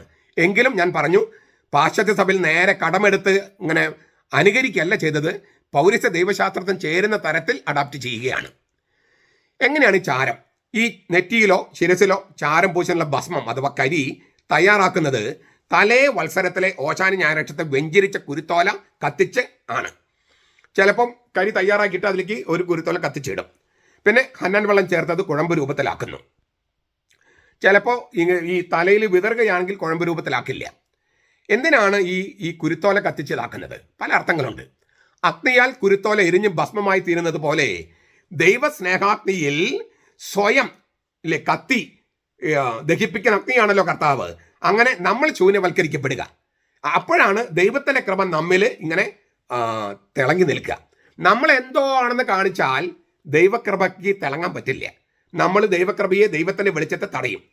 നമ്മൾ ദൈവസ്നേഹാഗ്നിയിൽ എരിഞ്ഞില്ലാണ്ടാകുമ്പോൾ ശൂന്യവൽക്കരിക്കപ്പെടുമ്പോൾ ആ ദൈവസ്നേഹാഗ്നി, ദൈവത്തിൻ്റെ തേജസ്, ദൈവത്തിൻ്റെ കൃപ തെളിഞ്ഞു കാണും. അപ്പോൾ നമുക്കും അത് നല്ലതാണ്, മറ്റുള്ളവർക്കും നല്ലതാണ്. ഇതാണ് ഒരു അർത്ഥം. ഈ അതേ അർത്ഥം തന്നെയാണ് ഉപവാസത്തിനും നോമ്പിനും ധർമ്മദാനത്തിനും പ്രാർത്ഥനയ്ക്കും ഒക്കെ ഉള്ളത്. അതിൻ്റെ ബന്ധങ്ങളൊക്കെ ഞാൻ ഇന്നലെ പറഞ്ഞതാണ്. വേറൊരർത്ഥം കൂടിയുണ്ട്. കുരുത്തോല. നമ്മൾ വെളിപാട് പുസ്തകം 7-ാമത്തെ അധ്യായത്തിൽ സ്വർഗത്തിൽ കുരുത്തോല പിടിച്ചിട്ടാണ് വിശുദ്ധർ പ്രദക്ഷിണം നടത്തുന്നത്. കുരുത്തോല പിടിച്ചിട്ട് നമ്മൾ കുരുത്തോല പിടിച്ചിട്ടാണ് ഓശാന ഞായറാഴ്ച കർത്താവിനെ എതിരേൽക്കുന്നത്. കുരുത്തോല എന്നതിനുള്ള ഈന്തപ്പനയോല അല്ലെങ്കിൽ കുരുത്തോല എന്നതിനുള്ള ഗ്രീക്ക് വാക്ക് ഫൊയ്നിക്സ് എന്നാണ്. ഫൊയ്നിക്സ്, അതിൽ നിന്നാണ് ഫീനിക്സ് എന്ന വാക്ക് വരുന്നത്. ഫീനിക്സ് എന്ന് പറഞ്ഞാൽ എന്താണ്? ഒരേ ഒരു പക്ഷി, ആ ഇനത്തിൽപ്പെട്ട ഒരേ ഒരു പക്ഷി ഉണ്ടാകും. അത് മരിച്ചു കഴിയുമ്പോൾ അത് മരിച്ചു വീഴുന്നു. അത് എരിഞ്ഞു പോകുന്ന ആ ചിതയിൽ നിന്ന് തന്നെ അത് ഉയർത്തെഴുന്നേൽക്കുന്നു. ഒരു മിത്തിക്കൽ ബേഡാണത്. പക്ഷേ കർത്താവിൻ്റെ മരണവും ഉത്ഥാനവും അവതരിപ്പിക്കാൻ വളരെ പറ്റിയ ഒരു ചിഹ്നമാണ് ഈ ഫീനിക്സ്. മരിക്കുന്നു, ഒരേ ഒരു ജീവിയേ ഉള്ളൂ, മരിക്കുന്നു, ആ ചിതയിൽ നിന്ന് ഉയർത്തെഴുന്നേൽക്കുന്നു. ഇത് യേശുവിന് ഏറ്റവും ചേർന്നതാണ്. യേശുവിനെ പോലെ മറ്റ ഒരാളില്ല, ഒരു മതസ്ഥാപകനില്ല. ദൈവം മനുഷ്യനായി വന്ന ഒരേ ഒരാളാണ് യേശു ക്രിസ്തു. അവൻ മരിച്ചു, അതേ കബറിടത്തിൽ അവൻ ഉയർത്തെഴുന്നേറ്റു. അത് കാണിക്കാൻ പറ്റിയ ഒരു വാക്കാണ് ഫീനിക്സ്. പക്ഷെ ഫീനിക്സ് എന്ന വാക്കിൻ്റെ അർത്ഥം കുരുത്തോല എന്നാണ്, ഈന്തപ്പനയോല എന്നാണ്. അപ്പോൾ ഈന്തപ്പനയോല നമ്മൾ പിടിക്കുമ്പോൾ ഫീനിക്സ് പക്ഷിയെ പോലെയുള്ള യേശു എന്നാണ് കണക്കാക്കുന്നത്. ഓശാന ഞായറാഴ്ച നമ്മൾ ഈന്തപ്പനയോല എഴുതി കർത്താവിനെ എതിരേൽക്കുന്നു. പിന്നത്തെ വെള്ളിയാഴ്ച അവൻ മരിച്ചു, പിന്നത്തെ ഞായറാഴ്ച അവൻ ഉയർത്തെഴുന്നേൽക്കുന്നു. മരിച്ചവൻ അടക്കപ്പെട്ടു, ആ അടക്കപ്പെട്ട അതേ സ്ഥലത്ത് അവൻ ഉയർത്തെഴുന്നേറ്റു. അപ്പോൾ ഫീനിക്സ്, കുരുത്തോല, ഇത് നല്ല പറ്റിയ ചിഹ്നമാണ്. തീർന്നില്ല. പിന്നെ 8-ാം ദിവസം പുതു ഞായറാഴ്ച, അന്ന് ഈ ഉയർപ്പിക്കപ്പെട്ടവന്റെ പാർശ്വത്തിൽ, തുറന്നു കിടക്കുന്ന പാർശ്വത്തിൽ തോമാസ് ലീഗ ഒട്ടിച്ച് ചേർക്കപ്പെട്ടു. എല്ലാ ക്രിസ്ത്യാനികളും ഈ മരിക്കുകയും ഉയർക്കുകയും ചെയ്ത ഫീനിക്സ് പക്ഷിയായ യേശുവിന്റെ തുറന്നു കിടക്കുന്ന പാർശ്വത്തിൽ ഒട്ടിച്ച് ചേർക്കപ്പെടുന്നവരാണ് എന്ന് തോമാസ് ലീഗ വെളിപ്പെടുത്തി. ഇതെല്ലാം കുരുത്തോലയുമായിട്ട് ബന്ധപ്പെട്ട ഓശാന ഞായർ, ഉയർപ്പ് ഞായർ, പുതുഞായർ എല്ലാം അതുമായിട്ട് ബന്ധപ്പെട്ട. അതുകൊണ്ടാണ് ഈ വിശുദ്ധര് ഇങ്ങനെ കർത്താവിന്റെ തുറന്നു കിടക്കുന്ന പാർശ്വത്തിൽ ഒട്ടിച്ച് ചേർക്കപ്പെട്ടവരാണ് എല്ലാ വിശുദ്ധരും. കുഞ്ഞാടിന്റെ രക്തത്തിൽ കഴുകി വെടിപ്പാക്കപ്പെട്ട വെള്ളവസം ധരിച്ചവരാണ് കുരുത്തോല പിടിച്ചിരിക്കുന്നത്. അപ്പൊ നമ്മളെല്ലാവരും അങ്ങനെയുള്ളവരാണ്. അതുകൊണ്ടാണ് നമ്മൾ ഈ കുരുത്തോല തന്നെ അത് കത്തിച്ച് ഭസ്മമാക്കി നമ്മൾ പൂശുന്നത്. കർത്താവിനോടൊപ്പം മരിച്ച് കർത്താവിനോടൊപ്പം ഉയർത്ത് കർത്താവിന് സ്വർഗത്തിൽ കുരുത്തോല പിടിച്ച് പ്രദക്ഷിണം ചെയ്ത് സ്വീകരിക്കാനുള്ളവരാണ്. കർത്താവിന്റെ തുറന്നു കിടക്കുന്ന പാർശ്വത്തിൽ ഒട്ടിച്ച് ചേർക്കപ്പെട്ട തോമാസ് ലീഗായെ പോലെ കുഞ്ഞാടിന്റെ രക്തത്തിൽ കഴുകി വെടിപ്പാക്കപ്പെട്ട വെള്ളവസ്ത്രം ധരിച്ച് കുരുത്തോലയും പിടിച്ച് നമ്മൾ നടക്കും സ്വർഗത്തിൽ. അതുകൂടി കാണിക്കുകയാണ് ഈ കുരുത്തോല കത്തിച്ച് തലേ ഓശാന ഞായറടുത്ത് കുരുത്തോല കത്തിച്ച് ഭസ്മം ഉണ്ടാക്കുന്നതിലൂടെ. തീർച്ചയായിട്ടും ഇതൊന്നും എല്ലാം നമ്മൾ നേടിക്കഴിഞ്ഞിട്ടില്ല. പൗലോസൊക്കെ പറയുന്നുണ്ട് ഇതൊക്കെയാണ് ശരി, പക്ഷെ ഞാൻ നേടിക്കഴിഞ്ഞിട്ടില്ല. പക്ഷെ പിന്നിലുള്ളവയെ ഞാൻ ഉപേക്ഷിച്ചിട്ട് മുമ്പിലുള്ളവയ്ക്ക് ഞാൻ കുതിക്കുകയാണ്. ഇതാണ് നോമ്പുകാലം. തിരിഞ്ഞു നോക്കിയിട്ട് പറയാണ് എല്ലാം പൂർത്തിയായിട്ടില്ല, ഇനിയും പലതും നേടാനുണ്ട്. അതുകൊണ്ട് പിന്നിലുള്ളവയെ ഉപേക്ഷിച്ചിട്ട് മുമ്പിലുള്ളത് കർത്താവിലേക്ക് ഞാൻ കുതിക്കുകയാണ്. അപ്പോൾ ഇതൊരു അനുതാപ ശുശ്രൂഷയാണ്. അതിൽ കൂടുതലാണ് ഉപവാസമാണ്, ധർമ്മദാനവും അതിനകത്ത് ചേർത്തിട്ടുണ്ട്, പ്രാർത്ഥനയാണ്. ഇവയെല്ലാം തമ്മിൽ ബന്ധപ്പെട്ടിരിക്കുന്ന കാര്യമൊക്കെ നമ്മൾ ഇന്നലെ പറഞ്ഞു. ഉപവാസത്തിന് 20 ലക്ഷ്യങ്ങൾ ഞാൻ മൂന്നാമത്തെ ആവർത്തിക്കുക. 20 ലക്ഷ്യങ്ങൾ ഞാൻ ഇന്നലെ സൂചിപ്പിച്ചു. അപ്പോൾ അതിലേക്ക് പിന്നീട് കടക്കുന്നില്ല. ഉപവാസത്തിന് സ്നേഹിതർ എന്നാണ് പാശ്ചാത്യ മിഷണറിമാർ, ലത്തീൻ മിഷണറിമാർ മാർത്തോമ നസ്രാണികൾ വിശേഷിപ്പിച്ചിരുന്നത്. കാരണം അത്രമാത്രം ഉപവാസ ദിനങ്ങളാണ് സീറോ മലബാർ സഭയിൽ. അതിനാൽ നോമ്പിൽ ഉപവാസം മാത്രമല്ല, മാംസവർജനം, മത്സ്യവർജനം, മുട്ട, പാല്, ഇഷ്ടവിഭവങ്ങൾ എന്നിവയെല്ലാം ഉപേക്ഷിക്കും. കൊരിന്ത്യർക്ക് എഴുതിയ 1-ാമത്തെ ലേഖനം 7-ാമത്തെ അധ്യായത്തിൽ പൗലോസ് പറയുന്നുണ്ട്, ഈ ദമ്പതികൾ, കല്യാണം കഴിഞ്ഞ ദമ്പതികൾ, അവർ രണ്ടുപേരും പരസ്പരം സമ്മതിച്ചാൽ കുറച്ച് നാളത്തേക്ക് പ്രാർത്ഥിക്കാൻ വേണ്ടിയിട്ട് ഈ ലൈംഗിക ബന്ധം ഉപേക്ഷിക്കാം. അത് ദീർഘകാലത്തേക്ക് പാടില്ല, രണ്ടുപേരും സമ്മതിച്ചിട്ടേ പാടുള്ളൂ. അതും നോമ്പ് കാലത്ത് നമ്മൾ ചെയ്തിരുന്ന ഒരു കാര്യമാണ്. പക്ഷെ പരസ്പരം സമ്മതിച്ചിട്ട് മാത്രം, ഒരാൾ നിർബന്ധിക്കാൻ പാടില്ല. ആ കാലം കഴിഞ്ഞാൽ അവർ വീണ്ടും ഒന്നിക്കുകയും വേണമെന്നൊക്കെ 1 കൊരിന്തോസ് 7:5 പൗലോസ് പറയുന്നുണ്ട്. നമുക്ക് ഉപേക്ഷിക്കേണ്ട ഒരുപാട് സംഗതികളുണ്ട്. മദ്യപാനം, പുകവലി, ലഹരിയുടെ ഉപയോഗം, മറ്റു ദുശീലങ്ങൾ.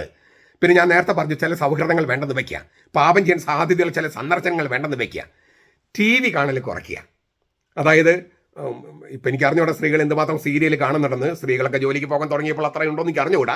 ഏതായാലും സീരിയലിൽ കാണുന്ന സ്ത്രീകളുണ്ടെങ്കിൽ അത് കുറയ്ക്കുക. ഈ അന്ത്യചർച്ചയ്ക്ക് കാണാൻ വേണ്ടിയിരിക്കുന്ന പുരുഷന്മാരുണ്ടല്ലോ, അത് കുറയ്ക്കുക. വചനം വായിക്കാൻ കൂടുതൽ സമയം കണ്ടെത്തുക. എല്ലാ ദിവസവും കുർബാനയ്ക്ക് പോകാൻ പറ്റുമെങ്കിൽ അങ്ങനെ, എല്ലാ ദിവസവും ദിവ്യകാരണം സ്വീകരിക്കാൻ പറ്റിയാൽ അങ്ങനെ. നല്ല ആഴമേറിയ ബൈബിൾ വ്യാഖ്യാനം നൽകുന്ന യൂട്യൂബ് ചാനൽ കാണുക, അല്ലെങ്കിൽ ഫേസ്ബുക്ക് പോസ്റ്റുകൾ അങ്ങനത്തെ മാത്രം കാണുക. ഈ ഇക്കിളിപ്പെടുത്തുന്നതും കൗതുകം തൃപ്തിപ്പെടുത്തുമായ സംഗതികൾ അതല്ല ഇപ്പോൾ വേണ്ടത്. മറിച്ച് ആഴമേറിയ ബൈബിൾ വ്യാഖ്യാനം, ലിറ്റർജി, ദൈവശാസ്ത്രം അതെല്ലാം കേൾക്കാനായിട്ട് സമയം കണ്ടെത്തുക. നമ്മുടെ ലിറ്റർജിയെ കൂടി ആഴത്തിൽ പഠിക്കുക. അൽമാർക്ക് നന്നായിട്ട് അറിവുള്ളത് കൊണ്ടാണ് ഇപ്പോൾ സഭ ആ നിലയ്ക്ക് നമ്മളൊരു പച്ചപ്പോട് കൂടി നിൽക്കുന്നത്. നമ്മുടെ സഭയുടെ പാരമ്പര്യം എന്താണ്, ലിറ്റർജി എന്തെന്ന് ജനങ്ങൾക്ക് അൽമാർക്ക് മനസ്സിലായിക്കൊണ്ടിരിക്കുന്നു. അത് കുറച്ചുകൂടി പഠിക്കാനുണ്ട്. ഈ സമരരംഗത്തുള്ളവരും ഇത് പഠിക്കണം. നേതാക്കന്മാർക്ക് ഈ മെത്രന്മാരെ പോലെ തന്നെയാണ്, അല്ലെങ്കിൽ വിമത വൈദികരെ പോലെയാണ് ചില നേതാക്കന്മാരും. അവർക്ക് ദൈവശാസ്ത്രം ഒന്നും അറിയില്ല, എന്തിനോ വേണ്ടിയൊക്കെ സമരത്തിന് പോകുന്നു. അത് പോരാ, എന്തുകൊണ്ട് പോകുന്നു എന്ന് കൂടി നമ്മൾ അറിയണം. അതിനാൽ മനസ്സ് ചേർത്ത്, ഹൃദയം ചേർത്ത് ലിറ്റർജിയെക്കുറിച്ച് പഠിച്ച് അതിന് ചൈതന്യത്തിലേക്ക് നമ്മൾ തന്നെ ചേർത്ത് വെച്ച് ഈ നിർമ്മല തിങ്കൾ ആചരിക്കുമ്പോൾ സീറോ മലബാറുകാരും പാപമോചക ചൊവ്വയും വിഭൂതി ബുധനം ആചരിക്കുമ്പോൾ ലത്തീൻ സഭയിലുള്ളവരും കർത്താവിൻ്റെ പീഡാസഹനത്തോട് ചേർന്ന് അവൻ്റെ ഉയർപ്പിനുള്ള പ്രത്യാശയിലും അവന് തുറന്നു കിടക്കുന്ന പാർശ്വത്തിൽ ഒട്ടിച്ചു ചേർക്കപ്പെടാനുള്ള മോഹത്തോടെയും സ്വർഗത്തിൽ കുരുത്തോല പിടിച്ചുകൊണ്ട് അവനെ എതിരേൽക്കുന്ന ആ അവസ്ഥയിലേക്ക് നമ്മൾ എത്താനുള്ള തീവ്രമായ ആഗ്രഹത്തോടെയും ഈ തിരുക്കർമ്മങ്ങളിൽ പങ്കെടുക്കുക. കർത്താവിൻ്റെ കൃപ നമ്മളെ നയിക്കട്ടെ. നമ്മുടെ കർത്താവ് യേശു മിശിഹായുടെ കൃപയും പിതാവായ ദൈവത്തിൻ്റെ സ്നേഹവും പരിശുദ്ധാത്മാവിൻ്റെ സഹവാസവും നാം എല്ലാവരോടും കൂടി ഉണ്ടായിരിക്കട്ടെ, ഇപ്പോഴും എപ്പോഴും എന്നേക്കും. ആമേൻ.